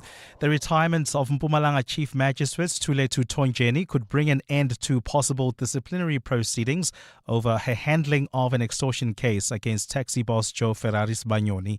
Tonjeni retired last Friday with videos of her farewell widely shared on social media after coming under fire for striking the case off the roll and holding a prosecutor in contempt of court. The Magistrates Commission had already confirmed it was investigating a complaint filed by the NPA. Tonjeni found the prosecutor in contempt after he didn't show up in court and issued a warrant for his arrest. Mongezi Koko reports. Legal provisions governing magistrates mean the Commission no longer has disciplinary jurisdiction over a magistrate who has retired from office, while an investigator can still be appointed to examine the complaint and determine whether there is prima facie evidence of misconduct. The matter simply cannot proceed to a disciplinary hearing or sanction. Researcher at Judges Matter, Mbegezeli Benjamin. Because the National Prosecuting Authority was able to file the judicial misconduct complaint a few days before Magistrate Tonjeni retired, the Magistrates Commission can still do a preliminary investigation. The retirement also does not affect the NPA's application for leave to appeal the contempt of court finding against its prosecutor. The NPA is still waiting for Tonjeni's written reasons before the process can move to the High Court. Monkey Ziko Go. Eyewitness News. The MK party says it's disappointed at the election of Rise Mzansi's Magashule Ghana to chair Parliament's impeachment inquiry, labelling the party a project of the ANC. Despite banding together, opposition parties yesterday failed to get their candidate Wonderboy Mahlatsi from the United Africans Transformation elected to oversee the inquiry into President Cyril Ramaphosa's Phala saga. The MK's John Lopez says he doesn't believe Ghana will be an objective chairperson and that he's being used by the ANC to shield the president from accountability. Lindsay Dentlinka reports. Despite an objection to the Speaker about the MK party's John Lopez sitting on the impeachment committee, National Assembly Secretary Masibulele Xaso says there was no legal impediment prohibiting this. Parliament impeached Hlophe as a judge of the High Court in 2024. Following Magashule Ghana's election to chair President Cyril Ramaphosa's impeachment inquiry, Hlophe said he believed Ghana would help the ANC to protect the president. As far as we are concerned, in order for the process to have any credibility, it must be chaired by an independent person. And we do not believe, with due respect, that Honorable Ghana is independent. After being congratulated by GNU parties who voted for him at the meeting, Hlophe criticized Ghana for not also approaching opposition MPs. That's a clear sign that the circus is about to begin. Hlophe has also accused the DA of misleading the opposition caucus, saying it believed the party would back their nomination for chairperson after participating in its lobby talks. Lindsay Dentlinger, Eyewitness News, Parliament. Johannesburg Development Agency CEO Themba Matibe is expected to return to the Alexandra Magistrates Court today. Matibe was arrested for money laundering in January. Officers also found a large sum of money at his Morningside home during his arrest. Matibe, who is also an ANC Youth League member, is currently out on 50,000 rand bail. Alfara Mushwana reports. 29-year-old Themba Matibe was among the senior officials whose offices were raided by law enforcement authorities as part of an investigation into alleged irregular contracts. It's understood that the case is linked to alleged irregularities at the Johannesburg Social Housing Company. Police have connected Matibe to alleged procurement irregularities in the city, which are the subject of an ongoing investigation. EWN reported earlier this year that Matibe was also being investigated by the city for allegedly approving a 1 million rand payment for the construction of a wall that was never built. Alfa Ramshwana, Eyewitness News. And at least 9 people have been killed and dozens more have been injured after Russia launched a major overnight assault on cities across Ukraine. Kyiv Mayor Vitaly Klitschko says 2 high-rise apartment buildings have been hit in the city and there are fears people are trapped under rubble. Moscow last week warned it would launch systemic strikes on Ukraine in response to a drone attack last month on a dormitory in Ukraine's Russian-held Luhansk region, which killed 21 people.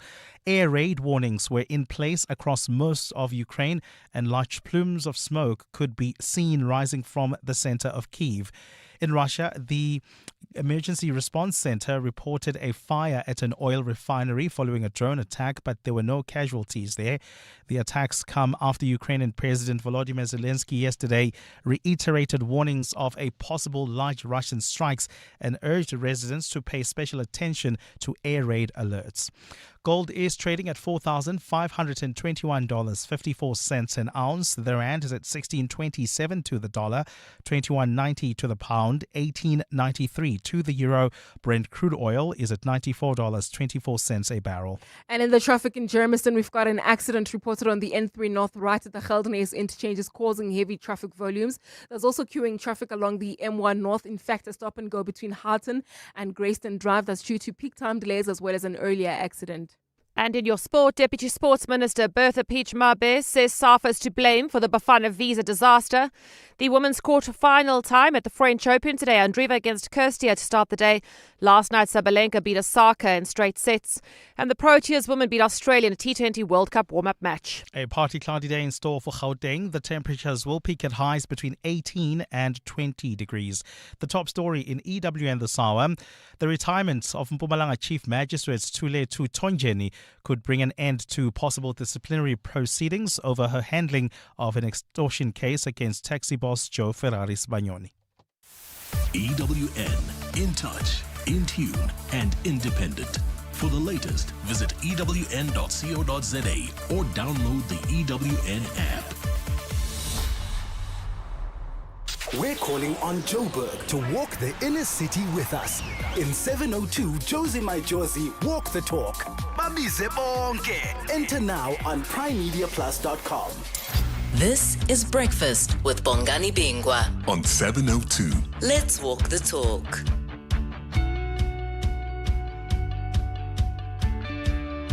Eight after 8, sometimes you've got to take pause when you think about what is unfolding in the news cycle, right? We don't have to wait until Madlanga Commission gets into this matter. Firstly, it's an extraordinary step for the National Prosecuting Authority to file a complaint with the Magistrates Commission. Questions being raised about the insistence of the former, or the now retired Mpumalanga Chief Magistrate Thuletu Tonjeni, who insisted on proceedings happening on a particular day, even though the prosecutor was quite clear he had already had other matters and he couldn't attend to this one. Typically, the magistrate will say, all right, let's try this day. She insisted. When questions were raised, because he wasn't there and she then removed it off the roll, she resigned. And now, of course, because she has resigned, the Magistrates Commission no longer has disciplinary jurisdiction over her because she no longer works as a magistrate. Does that then mean she will avoid a full investigation? We know who at least one of the accused was, Joe Ferrari Sbagnoni. The context of what you hear at these commissions and how money is exchanged hands Is it fair to raise an eyebrow? This is Breakfast with Bongani Bingwa on 702. Let's walk the talk. Where do broken hearts go? To therapy, Bongani, to therapy. Yeah, enough said about that. Enough said about that. How good is your maths? On the fly, Kabazela wants to know, are you the person everybody turns to? I don't know, the bill comes and you have to pay. You have to add up who owes what and how it's all going to work out, even if you're divvying it up equally amongst yourself. Who works out how much the tip will be? Muteo, are you the human calculator or do you always have your phone nearby? There are different days. There are days where I recall on the young boy who used to be in the front of the taxi counting all the change, and I'll be really good at my mental maths without using a calculator. But there'll be days where I'm like really, really not sure, and I'll pull out the phone. But there's an interesting video done by Arthur Benjamin, who's a US mathematician. There was a TED talk that he did with Oxford University teaching people how to be faster than a calculator. I'm still trying to grab onto an infomercial all those years ago, remember? Yeah. Was that the same one you're talking about? It was an infomercial video. So I'm still trying to get grabs with that. Calculate this for me. Why did the commercial banker break up with the central banker? He had zero interest left. In with the dad jokes. All right. What kind of jam can you eat in traffic, Amo? Raspberry. 702. WhatsApp Bongani on 072 702 1702. Hi, Bongani. My epic fail fuel story was not even about me. Like, it was not my fault. It was actually my late husband's fault. My late husband apparently knew how many kilometers you can travel when the red light is on. So I trusted him. Like, I saw the light was on, but I called him and told him, hey, the light is on. How far can I go? And then he told me how far I can go. And the sad part is there are some petrol stations that I passed along the way, but I knew I was going to go to that specific one so that I can get my rewards. Yo, did I not get stuck on the side of the road? It was so scary. Shoo! Hi, Bongani and team. Pardon my voice. My guest story, actually, I was driving with my partner and his lights started coming on. I told him, you need to put gas. And he was like, no, we're just going around the corner. We're going to make it. I told him, you need to put gas. And guess what? It was raining and it was cold. Then the car got stuck. I sat in the car. I let him push and steer, because I was not going to subject myself into that trauma. Now I must steer the steering when he's pushing. It was like driving little Miss Daisy. And he pushed and he steered until we got to the petrol station. And he realized how far the petrol station is by pushing, because he was like, no, but the petrol station is just close. We'll make it. But when he was pushing, he realized how far the petrol station was. That's Vuyo from Boxburg. Thank you. Bye. Morning, Bongani. We were on our way back from holiday. We needed to fill up. Our petrol light had been on for a while, but we knew we would make it to the fuel station we normally go to. And the indicator was saying we had 2 kilometers left of travel. We had 1 kilometer left of travel, and we weren't too worried. We knew we would make it to this petrol station. And we got to the petrol station and it was closed for construction. They were revamping it. So, needless to say, we ran out of fuel. First and only time I've ever run out of fuel. I was furious. I don't know who I was furious at, but I was furious. Michelle Randberg. Morning, Bongani and the team. Yeah, for me, the story of fuel and running out of fuel is not really epic, but it's my brother's story. My brother was driving from Durban, coming to Gauteng. Somewhere on the N3, he ran out of petrol. And then there was the patrol cars that came and assisted him. They took a container, went to the garage to get petrol for him. And then when they came back, he saw the lights of the patrol car, the blue lights. He got off his car. He got out of his car without looking. He's also quite tall, like Mateo. He got out without looking, and a truck was coming. It hit him with a side mirror. And that was the end of my brother. So this just became a trigger for me right now. Lebo Krugersdorp. Wow, Lebo Krugersdorp. Gosh, I'm really sorry to hear that about your brother. I didn't quite think the story would go that direction. Yeah, what do you say to that? What do you say to that? I mean, and I suppose we're making light of epic fuel fails, but being stuck on the road can be a dangerous thing to have to negotiate, right? Because you're stuck, you can't move.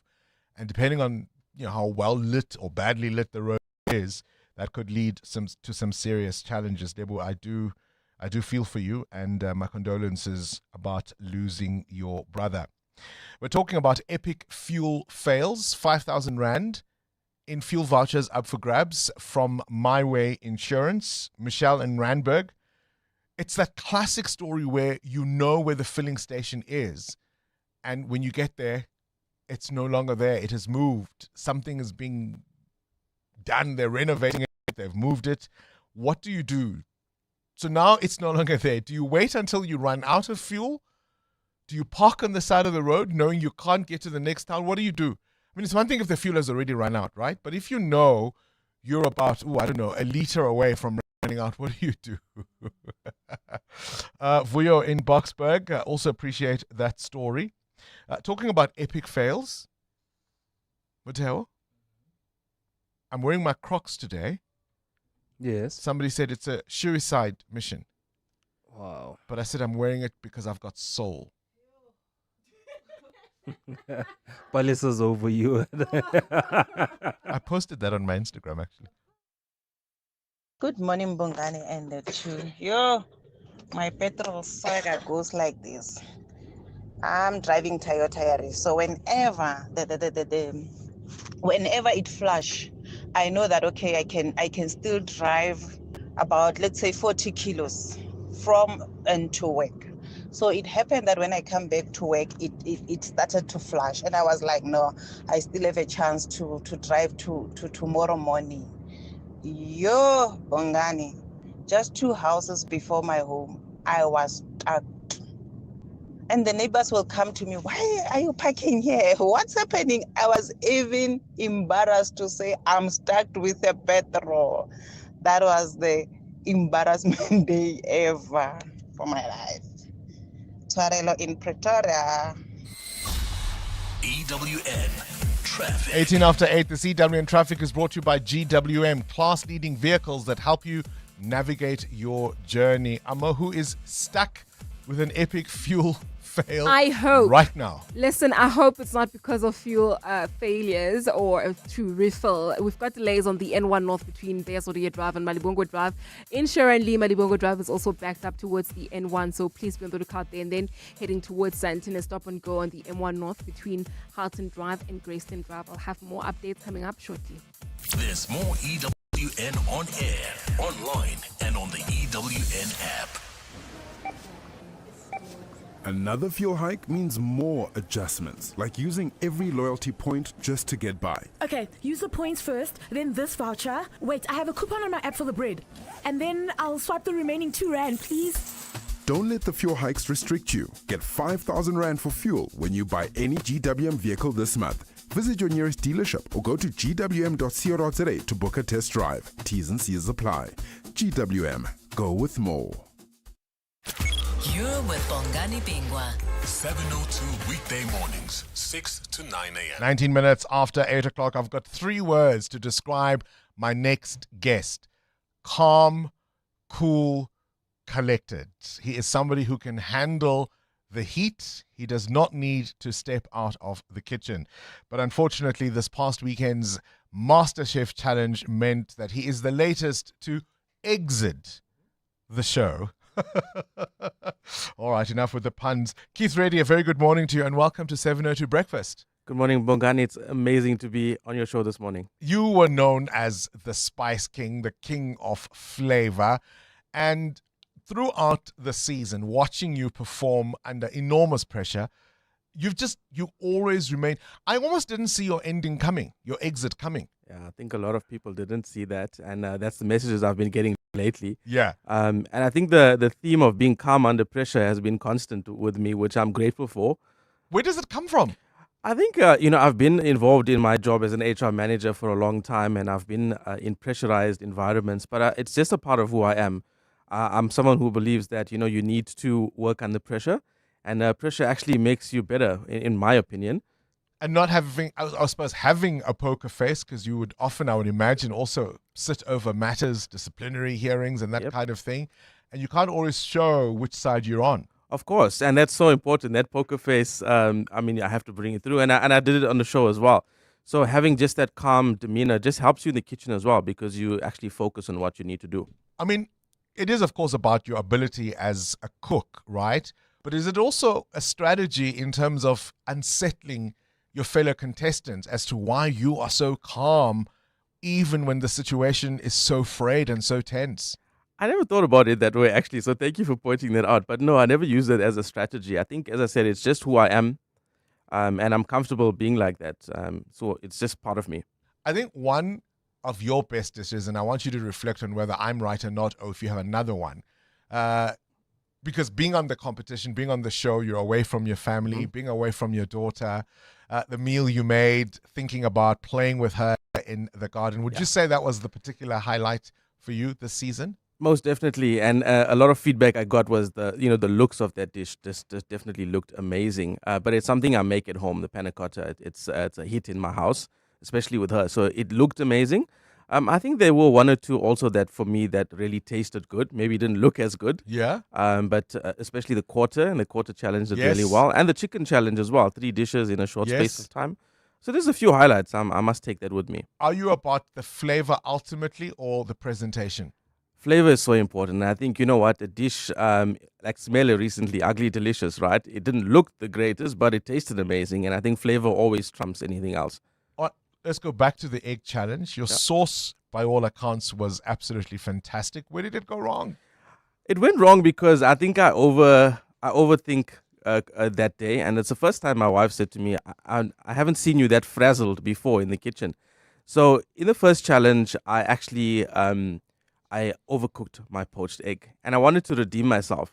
So in the second challenge, I thought, you know what, I'm going to work on flavors of my heritage and something that was close to me. And unfortunately, I overthink a bit and it resulted in the second egg being undercooked. Yeah, you just couldn't shake that off, right? Yeah. Because it's one thing, as the judges said on Sunday, it's one thing to have a nice jammy yolk, but you can't. Yeah. You can't have the white part of the egg completely undercooked. Looking back, what's the biggest thing you learned about yourself from being a contestant on MasterChef South Africa? Oh, geez, there's a lot, hey? But I think just the resilience, having to dig deep and having the ability to consistently work under pressure. And that I really want to be in the kitchen. I think that's something I've really taken away, is culinary is the space I want to be in. What's your food dream now? So the food dream now is I want to continue working on my content creation. I've got some CDs coming out on YouTube as well. And just work in the catering space that I'm actually doing small scale at the moment. So I'm just going to continue focusing on those areas. What's your handle there by the gram? On Instagram, it's Keith Reddy or What We Eating ZA. Either one of the two you can find me on. So I'm going to be doing a lot of sort of YouTube videos as well. I'm going out to different places, eating, doing my own videos, how-tos, etc. Yeah. I do a lot of cooking on the fire outside. So I want to just bring that sort of my culture, South African braai culture as well, into the fray. All right, you've got a new follower. There we go. Oh, follow back even. All right, there we go. Keith, contestant for Season 6 MasterChef South Africa. The latest, of course, to exit the kitchen, really due to that egg challenge. Congratulations on the journey so far, and we look forward to more of your food dream. Thank you for having me. 702, The World View. With Adam Gilchrist. Catch up with news from elsewhere in the world. Adam Gilchrist, I think one of the worst aspects of the Ukraine-Russia war was those missing Ukrainian children. You've got an update? Yeah, already deemed to be a war crime by the International Court, but Volodymyr Zelensky has given us an update. He didn't provide documentary evidence, but nonetheless, the Ukrainian president says some of those children who have been abducted by Russian forces have been indoctrinated and trained to fight against their own country. As Ukraine's president put it, children taken to Russia are being taught to hate their homeland and are now being sent to the battlefield to kill their countrymen. Given that, of course, we're 4+ years on, some of those kids taken might have been 11, 12, and now perhaps 15, 16, and he reckons they're absolutely being shoved into the Russian forces, which is also a thing, of course, we know with the way that people have been lured to Russia for other jobs and suddenly find themselves either in an arms factory or close to the front line. I know that resonates with a few South Africans. But here, President Zelensky is talking about what's happening to a whole generation of children, or at least a section of a whole generation of children, whilst at the same time talking about reviving talks on securing peace with Russia, but also trying to bolster support for a plan B should there be no peace talks. And given overnight we've had unbelievably heavy Russian airstrikes all the way across Ukraine, it does look like plan B it is, which is ongoing war. Adam, we spoke a little briefly yesterday about the Arsenal parade on Sunday. I think the only cringe moment I had was seeing Visit Rwanda on those shirts. But this is a far more serious issue as far as the UK and Rwanda are concerned. Yes, I mean, there is quite a tourism push for the Rwanda government. And indeed, a son of a friend of mine has just gone out to Rwanda on behalf of the European Union and is working there and is talking about a very go-ahead country and blah, blah, blah. So there is that side to it. The other side to it was that we had an asylum agreement. I say we, the UK had an asylum agreement whereby asylum seekers were going to be sent on a one-way ticket to Rwanda to be processed there, and whether they would end up staying or return at their own cost or move on somewhere else. It was all part of, well, originally Boris Johnson's idea, then very briefly Liz Truss, and then Rishi Sunak, but nobody was ever sent. The moment that the Conservative government changed and it became Sir Keir Starmer's Labour government, the whole plan was scrapped.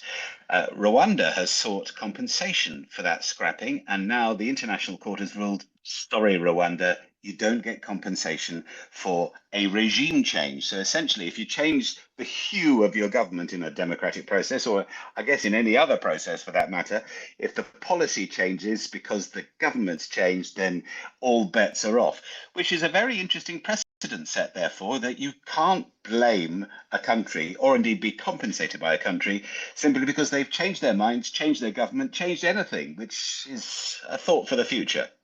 Adam Gilchrist with this morning's Worldview.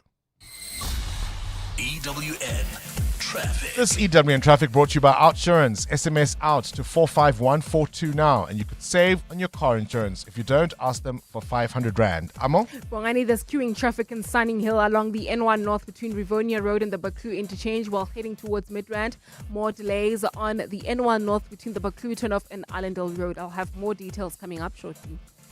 There's more EWN on air, online, and on the EWN app.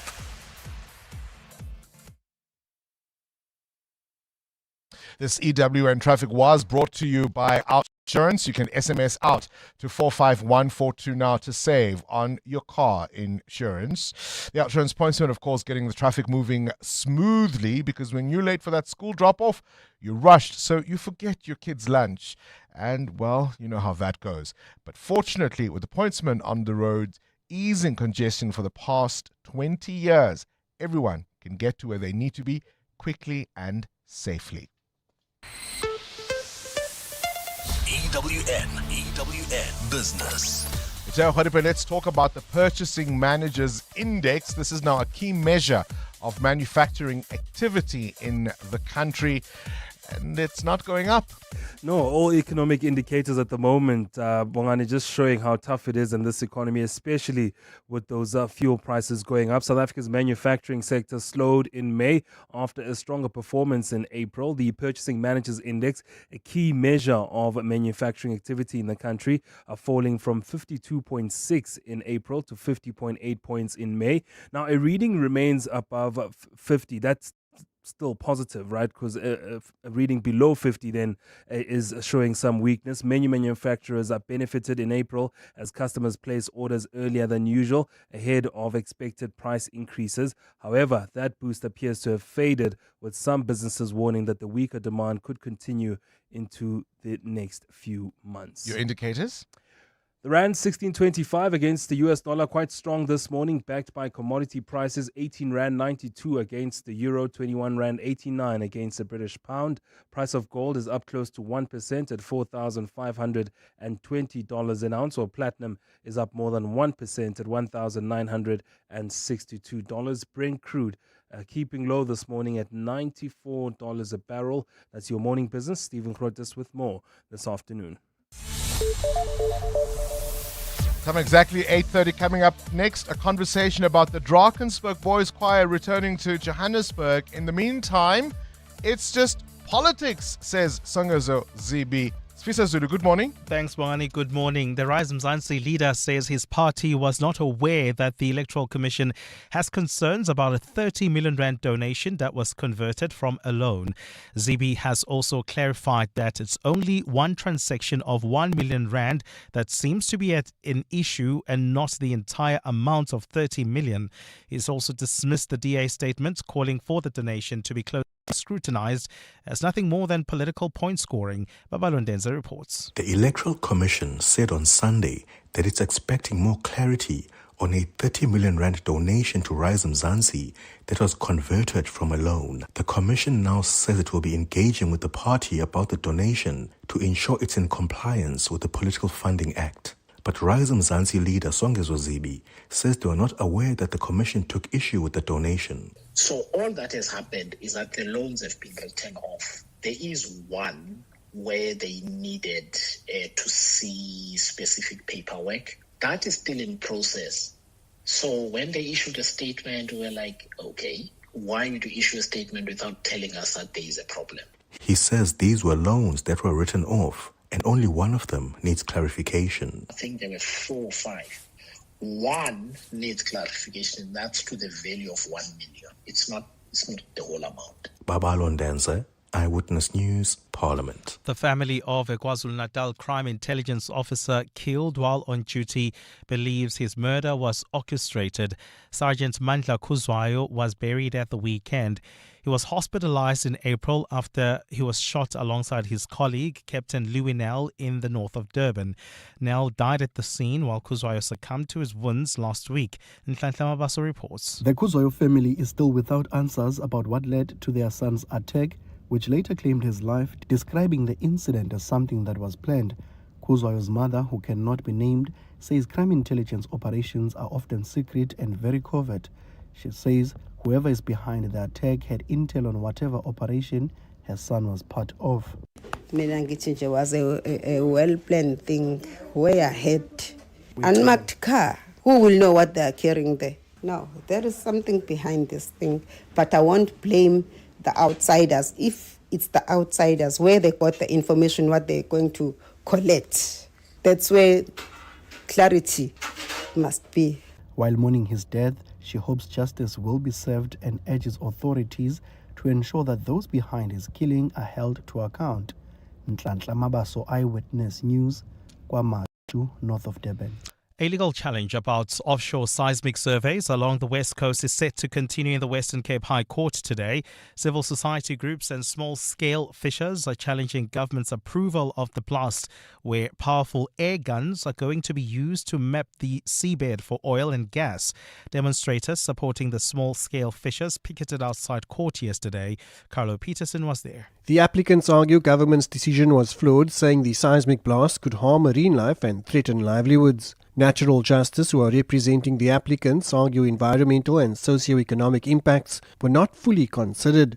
Lawyer for Natural Justice, Melissa Groening-Groves. There's a number of aspects that we say were not included in the information in the basic assessment report, and as a result, not all relevant information was before those decision makers. Government's legal team maintains there's no evidence the surveys will negatively affect fishing communities. Arguments are set to continue today for the court to decide whether to set aside the approval. Carlo Peterson, Eyewitness News.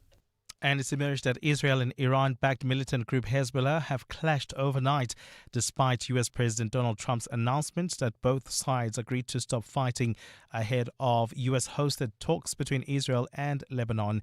Israel's growing offensive in Lebanon, including strikes and its deepest ground invasion in 2 decades, has threatened to scupper a ceasefire in the wider Middle East war between the U.S. and Iran. Hezbollah drew Lebanon into the conflict in March by firing rockets at Israel in retaliation for the U.S.-Israeli killing of Iran's supreme leader, and Tehran has demanded that Lebanon be included in any peace deal with Washington. The overnight clashes came after Lebanon said Hezbollah had accepted a U.S. proposal for a mutual cessation of attacks after Trump said he persuaded the warring sides to de-escalate. But Israeli Prime Minister Benjamin Netanyahu appeared to cast doubts on any truce if Hezbollah also continued with attacks. Speaking during a UN Security Council meeting yesterday, Assistant Secretary General Martha Phoebe said escalation in Lebanon would be intolerable. The populations of Israel and Lebanon have already endured immense suffering. Civilians must be protected. Civilian infrastructure, including cultural heritage sites, must not be targeted. A partly cloudy day in store for Gauteng today. The temperatures will peak at highs between 18 and 20 degrees. And in the traffic in Sunninghill, we still have got delays along the N1 North. That's between Rivonia Road and the Baku interchange. There's also queuing traffic on the N1 North towards Midrand. This is just as you approach Allendale Road. The top story of this hour, Rise Mzansi leader Songezo Zibi says his party was not aware that the IEC had concerns about a 30 million rand donation that was converted from a loan. The Midday Report. Weekdays, 12 to 1. The MMC of Finance in the city of Joburg announcing some sharp tariff hikes in the new 97 billion rand budget. This 10.3 billion rand per SAMWO. Is it not an option to cut costs rather than raise tariffs? We have done some cost cutting internally already. When we look at our natural attrition value of about 2.5%, we've said we are not going to immediately fill vacancies now. So there's a moratorium on filling those vacancies so that we utilize resources internally in terms of the work that we need to do. Loyiso Masuku, the MMC of Finance. The Midday Report with Mandy Wiener. 12 to 1 on 702. 702. So 702 family, we value what you think, and we want to hear it face to face. Friday, the 5th of June, we're opening our studios yet again to 702 listeners who'd like to share their thoughts on the station. So your feedback, your ideas, it all matters to us. Everyone who joins us will get a full studio tour and come to see where the magic happens. And if you'd like to join us, send an email to contact@702.co.za. When choosing a university, facts matter. WITS is ranked #1 in Africa in the 2026 Center for World University Rankings out of more than 21,000 universities worldwide. This ranking uses objective data to assess universities on the academic and employment success of alumni, research quality and impact, as well as major distinctions and awards. No spin, no surveys, no perceptions, just facts. WITS has earned its place in the ranking that matters. WITS. For good. Wits.ac.za. Oh, Shane, do you have a sore throat? The Andalex range of lozenges offers 2 options. At the first signs of an irritated, scratchy throat, use Andalex lozenges for dual action, soothing relief. But for a painful, inflamed throat, use Andalex C lozenges for triple action, pain relief. Andalex, SA's #1 choice for a sore mouth and throat. Andalex lozenges are available at all leading pharmacies and supermarkets. Just Andalex it. If you're CEO or CFO looking to grow across Africa, then the next 60 seconds are for you. Because in that short time, one bank in Africa will process over 300 million rand. That's 430 billion rand every day.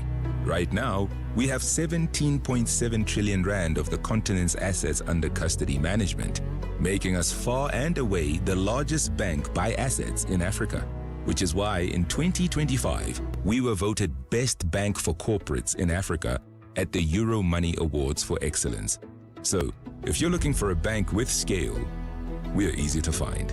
We're in 21 key markets across Africa, And we've been on the continent for 163 years, so we are not going anywhere. Standard Bank Corporate and Investment Banking. Standard Bank is an authorized FSP and registered credit provider. T's and C's apply. 702. WhatsApp Bongani on 072 702 1702. Morning, Bongos and team. Listen, we grew up with Maths 24. There's no way we're going to pull out calculators. You know, Maths 24 was... Hey, you know, that was like... Yeah, that game. I don't know where it is, but it helped us do calculation, arithmetic, easy in our heads. So I know we do calculations in the head. We don't wait for calculators. We calculate that 10% just by looking at the number. Easy, because we've been trying to get to 24 all our lives. No, I'm not a maths genius, but I can do calculations in the head. I'm a maths person, actually. Cindy, are you that person everybody turns to? You're a group of friends, you've gone out, I don't know, to a spa, to a restaurant, the bill comes, you're divvying it up equally amongst yourselves. We need to figure out a tip, who pays what, how much each person contributes. Are you the human calculator? I can, just to go on that voice note, I can calculate 10% quickly, and I can do multiplication fairly quick if it's times a single digit or whatever. And I put it down to my grade 4 teacher, Mrs. Ward. And at the start of class every day, she used to make the whole class stand up, and then she would just go 6 times 4, 3 times 8. And if you got it right, you could stand. And then there was always a little sweet or something at the end for the kid that was left standing. And just that 5 minutes of multiplication in the morning every day, because you did maths every day, really made a difference. 7 times 8. 56. There you go. EWN Sport. Oh, I tell you what, people who probably don't calculate all that well, I would say, are some officials Yes. at SAFA. Yeah, and the Deputy Minister of Sport, Art and Culture, Bertha Peach Mabe, says it's embarrassing what transpired with Bafana's visas. The team was scheduled to leave for the World Cup on Sunday, only to arrive at the airport and be told some players and coaching staff did not have visas. The team left yesterday without the assistant coach, Halman Makalele, and head of security, Mdu Mbata. Speaking to Anela and the club on 947, Mabe says SAFA's to blame. We can blame it to the management of SAFA. We can blame it to executive of SAFA, because when you are about to embark on such a serious journey, you must at least have a committee that reports at least on daily basis, because there's a lot of logistics that comes to the traveling of the soccer team. It's correction. Bertha Peace Mabe then added that the Department of Sport can't hold SAFA accountable because FIFA does not allow government interference. We have never been able to hold them accountable. But if the country can stand up and say enough is enough, FIFA will have to come to the party. We depend on you South Africans to help us to fight this. The problems are many there. If it is their administration support, then it means their problems are many. Bafana plays a friendly against Jamaica on Friday before opening the World Cup against co-hosts Mexico next week. 2 friendlies last night. Austria beating Tunisia 1-0. Norway beats Sweden 3-1. Well, at Roland Garros today is the women's quarterfinals. Andreeva against Kirstia up first, followed by Svetlina and Kutsiek. Opening the men's quarterfinal will be Zverev against Jordan. The night game, 19-year-old Fonseca. Can he continue his amazing run? He takes on Mensik. Last night, Sabalenka beat Osaka 7-5 and 6-3 to set up a quarterfinal with Schneider. Excitement for Serena Williams fans. After 4 years, she'll be back on court, confirming she'll play in the doubles at Queen's Club later this month. She's been given a wild card, but has not confirmed who her doubles partner will be. The Women's T20 Cricket World Cup starts next week. The Proteas women beat Australia yesterday by 7 runs in a warm-up match. Cup made 49 as the Proteas posted 163 for 7. They then had the Aussies all out for 156, Ishmael taking 4 wickets. And in the men's game later, Australia playing Pakistan in a second ODI. Pakistan leads the series 1-0. Cindy Paluta, Eyewitness News Sport. I'm Samela Kelpoy, an actress and a mum. Do you know what's in your cupboard? I've been trying to be intentional about the food I buy and keep in my cupboard. Unhealthy packaged foods can lead to hypertension, heart disease, and diabetes. Support front-of-package warning labels on unhealthy packaged foods, high in saturated fat, sugar, and salt. Join me. Sign the petition on healer.org. That's HEALA.org. Hi, this is Carol Shabalala, Hollywood Bets brand ambassador. It's more fun when it's for fun. Playing responsibly is always a winning strategy. If you or someone you know needs help, call the South African Responsible Gambling toll-free counseling line on 0800 006 008 or WhatsApp help to 076 675 0710. Hollywood Sportsbook is a licensed betting operator. Hollywood Bet supports responsible gambling. No persons under the age of 18 years are permitted to gamble. Winners know when to stop. Smart Steve from Momentum. Hello. Steve, you moved to Momentum. Congrats. Thanks. It's Tasha. Listen, the fast-paced life in Josie just isn't working for me. I'm migrating to the Cape. What does that have to do with life insurance? Well, you know I love a glass or three. And I want to age as graciously as a smooth Merlot, not a box of Car Bordeaux. Naturally. And I need my critical illness cover to pair with those chill vibes. Of course. With Momentum, you get the most comprehensive critical illness cover in the market. You could say it's a full-bodied offering. I'll toast to that. Chat to your financial advisor about Momentum's critical illness cover. Momentum, protecting your journey to success. Momentum is an authorized financial services and registered credit provider. T's and C's apply. EWN Traffic. 14 minutes before 9. Let's wrap up the morning's traffic. Amo? Well, Bongani, we still have got delays on the N1 North. In fact, a stop and go between Malibongo Drive and the Baku interchange. Traveling on the M1 South, queuing traffic between the Baku interchange and Marlborough Drive. There's also still moving traffic on the N3 North between the Elands interchange and Van Buren Road. That's due to an earlier accident. More updates at the top of the hour. Do stay tuned. There's more EWN on air, online, and on the EWN app. Coming up on the Clement Manyatela Show on 702. Clement out for the day, but Tabashala Mashao is back in the hot seat. We saw each other at opposite ends of the day yesterday. Good morning, Tabo. Good morning, Bongos. We have been running an epic fuel fail competition. You tell us the most interesting story and you win 5,000 Rand in fuel vouchers. I need it thanks badly. to my way. A friend of mine sent me his story, so it's not eligible. All right? Discrimination. He says he would have won the competition, he thinks. He drives a Porsche. Oh, okay. So many years ago, he goes on a blind date. Yeah. And the place is a little out of town. Yeah. And he runs out of petrol. Oh. Whilst his blind date is giving him directions to where she is. He says, I decided to tell the truth. Oh, wow. And so she then drove to the nearest filling station, brought a 5-liter bucket or container of petrol with a petrol attendant in tow. Oh. She rocks up. She sees this man, who's quite a well-known guy in his Porsche. I won't guess the name, And the rest is history.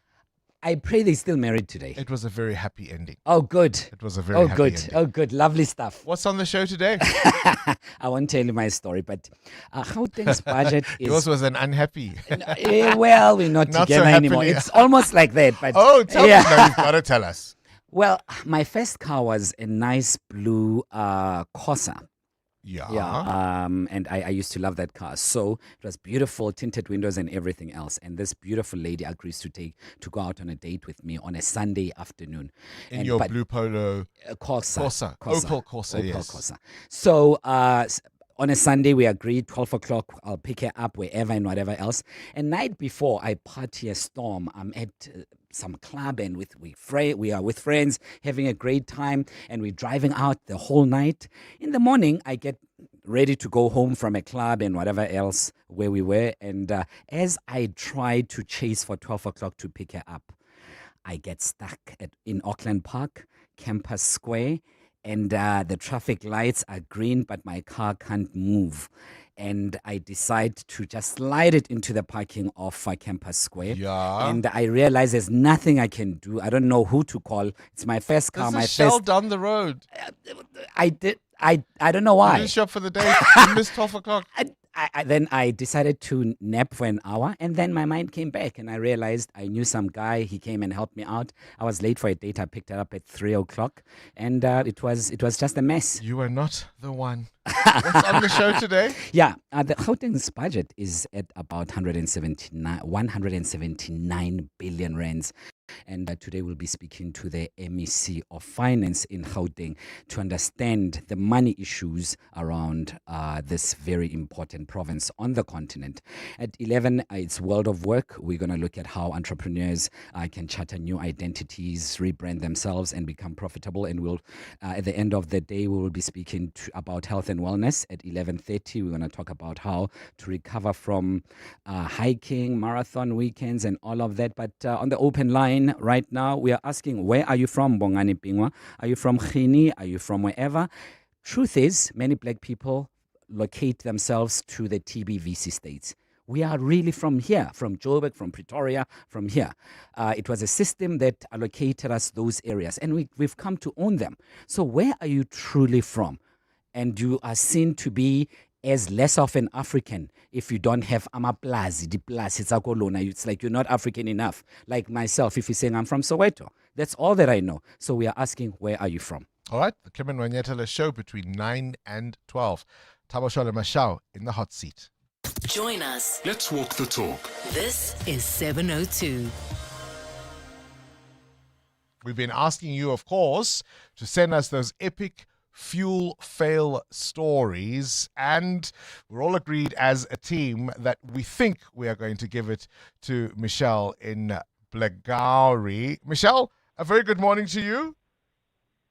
Hi, Bongani. How are you? I'm very well, thank you. We loved your story, particularly the point that you were furious, but not quite sure with whom to be angry. So how about 5,000 Rand? As a fuel voucher from my way. Couldn't have come at a better time, hey? You're no longer furious. Please tell us. Oh, no, I'm definitely no longer furious. 5,000 Rand. All thanks to my way. Congratulations, Amazing. Michelle in Blegauri. Thank you. With a fantastic you, story. Thank you. It was a fantastic story. Michelle is in Blegauri, and she walks away with 5,000 Rand in fuel vouchers.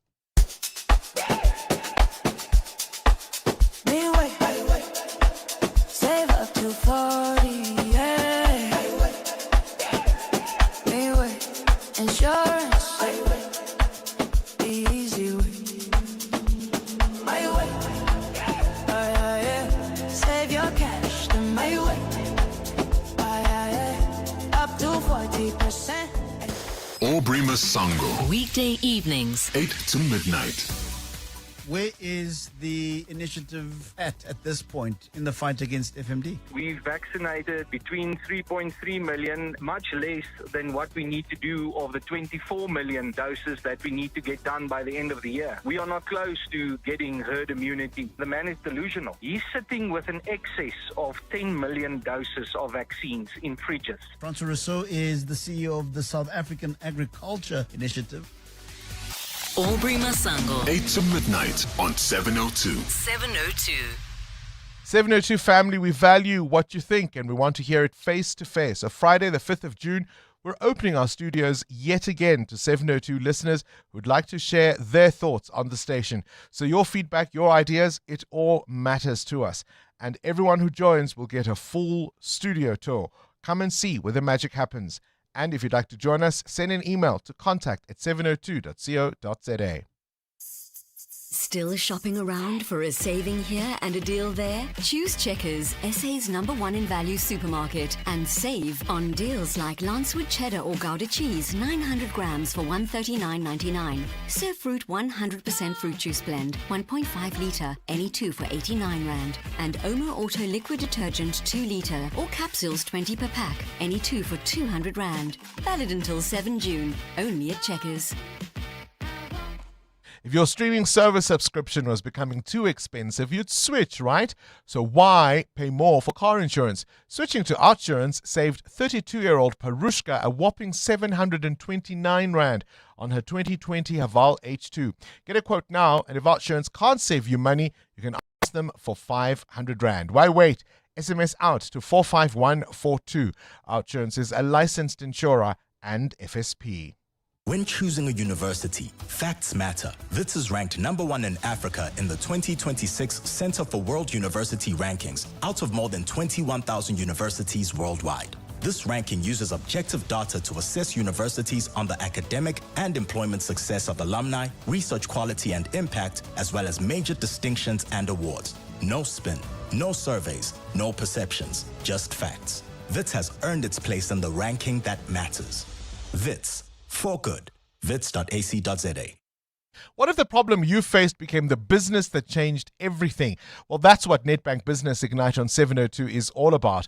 And this year's theme, My Pain, My Purpose, My Solution. So we're calling on small businesses that turned real challenges into powerful ideas. You could win 200,000 Rand in cash, plus mentorship, business support, and tools to help you grow sustainably. Enter the Nedbank Business Ignite on 702 now at primemediaplus.com. or igniteyourbusiness.co.za. See money differently. Nedbank is an authorized FSP and registered credit provider. You're with Bongani Bingwa.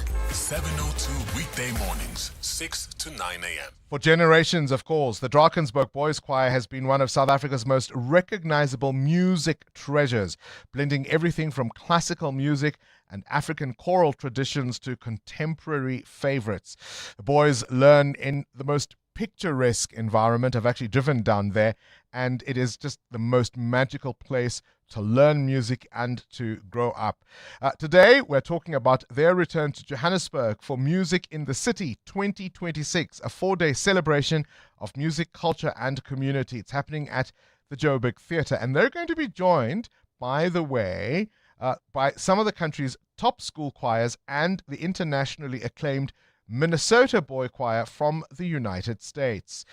Willem Eckstein is from the Drakensberg Boys School Choir and, of course, the Director for Marketing and Fundraising. Appreciate your time, Willem, and thank you for talking to us on 702 Breakfast. Bongani, thank you so much for having me. It's a pleasure. The Drakensberg Boys Choir remains one of the most special musical outfits in South Africa, this long-standing tradition that really holds a very special place as a South African institution, really. That is definitely so. And also for many years, the school has actually, since its inception, been recognized as South Africa's singing ambassadors because of the touring programs and also the high quality of the choral activity. All right, tell me about the global celebration of community and heritage.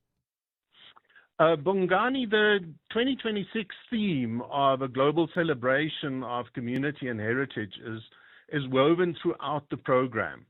It will shape both the repertoire and the collaborations. That is why we've got some global participants, but also audiences can expect performances that are truly rooted in the South African identity, but also as they open up to the global influence, with a program truly blending traditional African music, classic choral works, and then also some fantastic contemporary arrangements into a truly seamless artistic narrative across the 4 evenings of the festival. And you're going to be working with other school choirs? Yes, the Voices of Unity is an important part of the festival. That is where we recognize some of the other young talent. And on the Wednesday and Thursday evening of the festival, we'll have other school choirs come and participate together with the Drakensberg Boys Choir. But they'll have the opportunity to truly showcase what they can bring to the stage. And that's also an opportunity to identify young talent and how that young talent can add value to the musical environment of South Africa. If someone has never attended a Drakensberg Boys Choir performance before, how would you convince them to come and spend an evening at Music in the City 2026? Bongani, if somebody has not attended a Drakies performance before, they are missing out. because the music is truly extraordinary. And it brings together harmony and shared emotion. It's visually quite captivating, but also the precision of the boys are phenomenal to see. And people really just need to come along to the Joburg Theatre and experience this world-class choir for themselves, because in 2024, for instance, we had British royalty on their feet during the UK tour to the African beats, and last year both Sweden and Norway we had sold out venues. So internationally, the tour is the choir is truly acclaimed, and it's always fantastic to collaborate with Joburg Theatre and to bring the magic of the mountain to Joburg. Yeah, absolutely. It's happening the 17th to the 20th of June, 2026 at the Joburg Theatre. And it is, of course, the music of the Drakensberg Boys Choir, Magic in the City. Breakfast with Bongani Bingwa. Thank you to Willem Eckstein there, the Director of Marketing for the Drakensberg Boys Choir. And it is 9 o'clock, and that means the Clement Manyatela Show starts now. This is EWN. Good morning, I'm Sfiso Zulu. 2 suspected armed robbers have been shot dead and a third wounded during confrontation with police in KwaZulu-Natal. The shootout happened after the gang hijacked a victim yesterday in Hluhluwe. Officers spotted a vehicle matching the description of the suspect's car and chased them on the N2 after midnight. KZN police spokesperson Robert Nichawunda says the pursuit ended in a gun battle. Police gave chase and the Umkhanyakude district task team officers provided backup. The chase continued from Hluhluwe policing area to Komsan, where a shootout ensued between police and the suspects. 3 suspects were believed to have been fatally wounded. However, the 3rd suspect woke up when forensics were taking photographs and was right to hospital under police guard. The retirement of Mpumalanga Chief Magistrate Thulethu Tonjeni could bring an end to possible disciplinary proceedings over her handling of an extortion case against taxi boss Joe Ferraris Banyoni. Tonjeni retired last Friday with videos of her farewell largely shared on social media after coming under fire for striking the case off the roll and holding a prosecutor in contempt of court. The Magistrates Commission had already confirmed it was investigating a complaint filed by the NPA. Tonjeni found the prosecutor in contempt after he didn't show up in court and issued